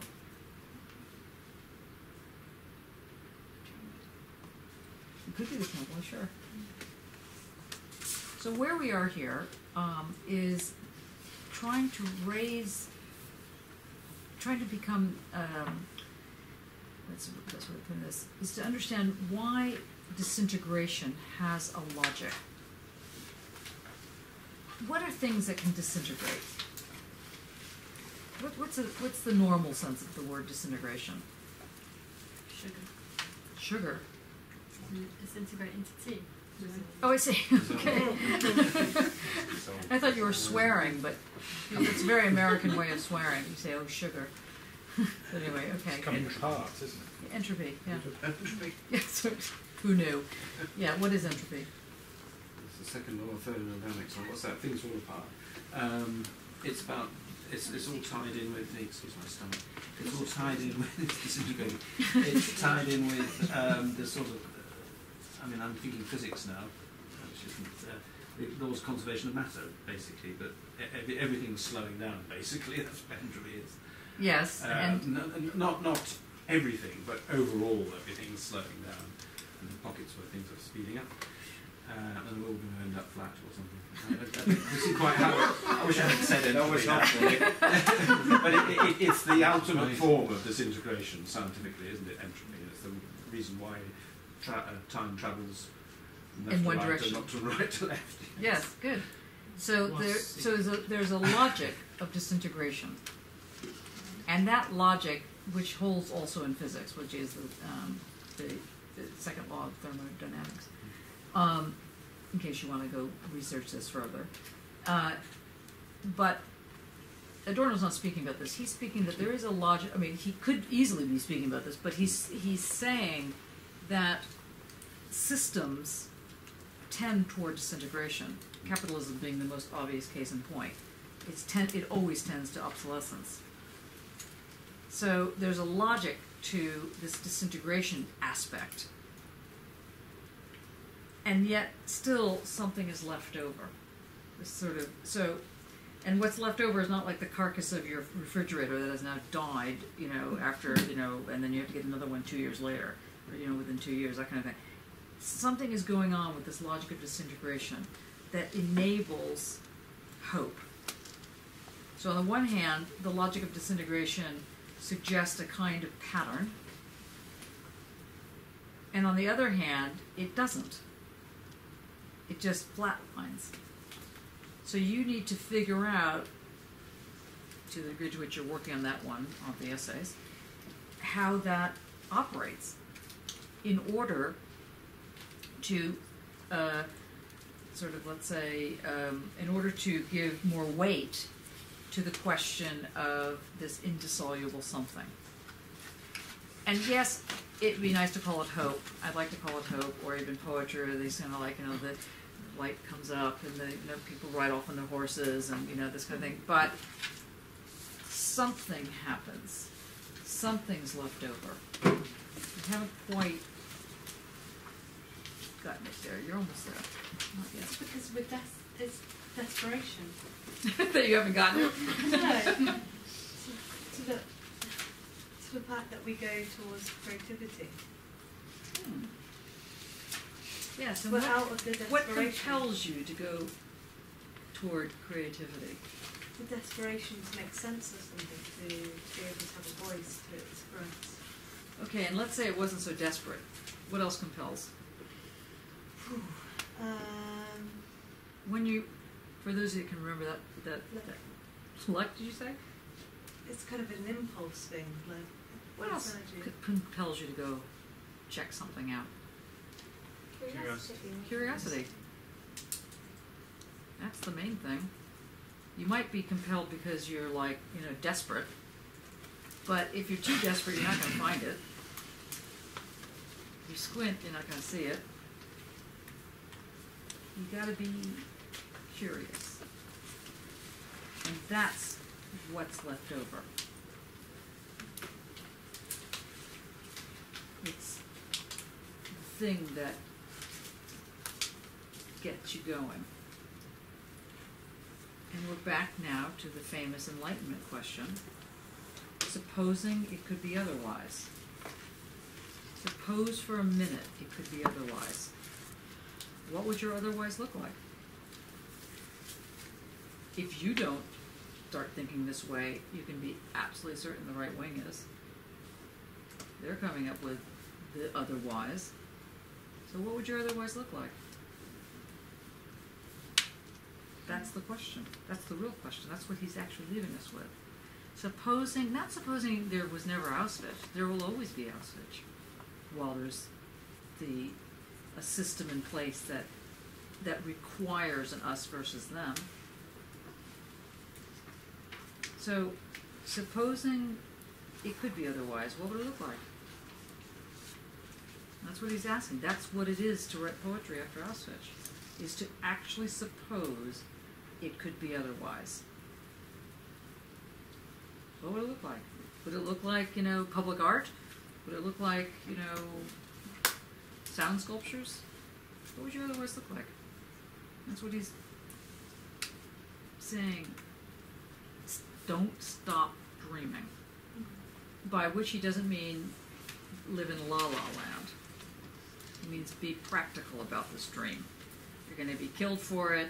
You're going to be unemployed for it. People are going to hate you for it. Great. Okay. Don't let that stop you. Because what you need to think about is supposing it could be otherwise. Just for a second. Just let's have a laugh. Supposing it be otherwise, what would it look like? What would your otherwise be? What actually happened? Well, no.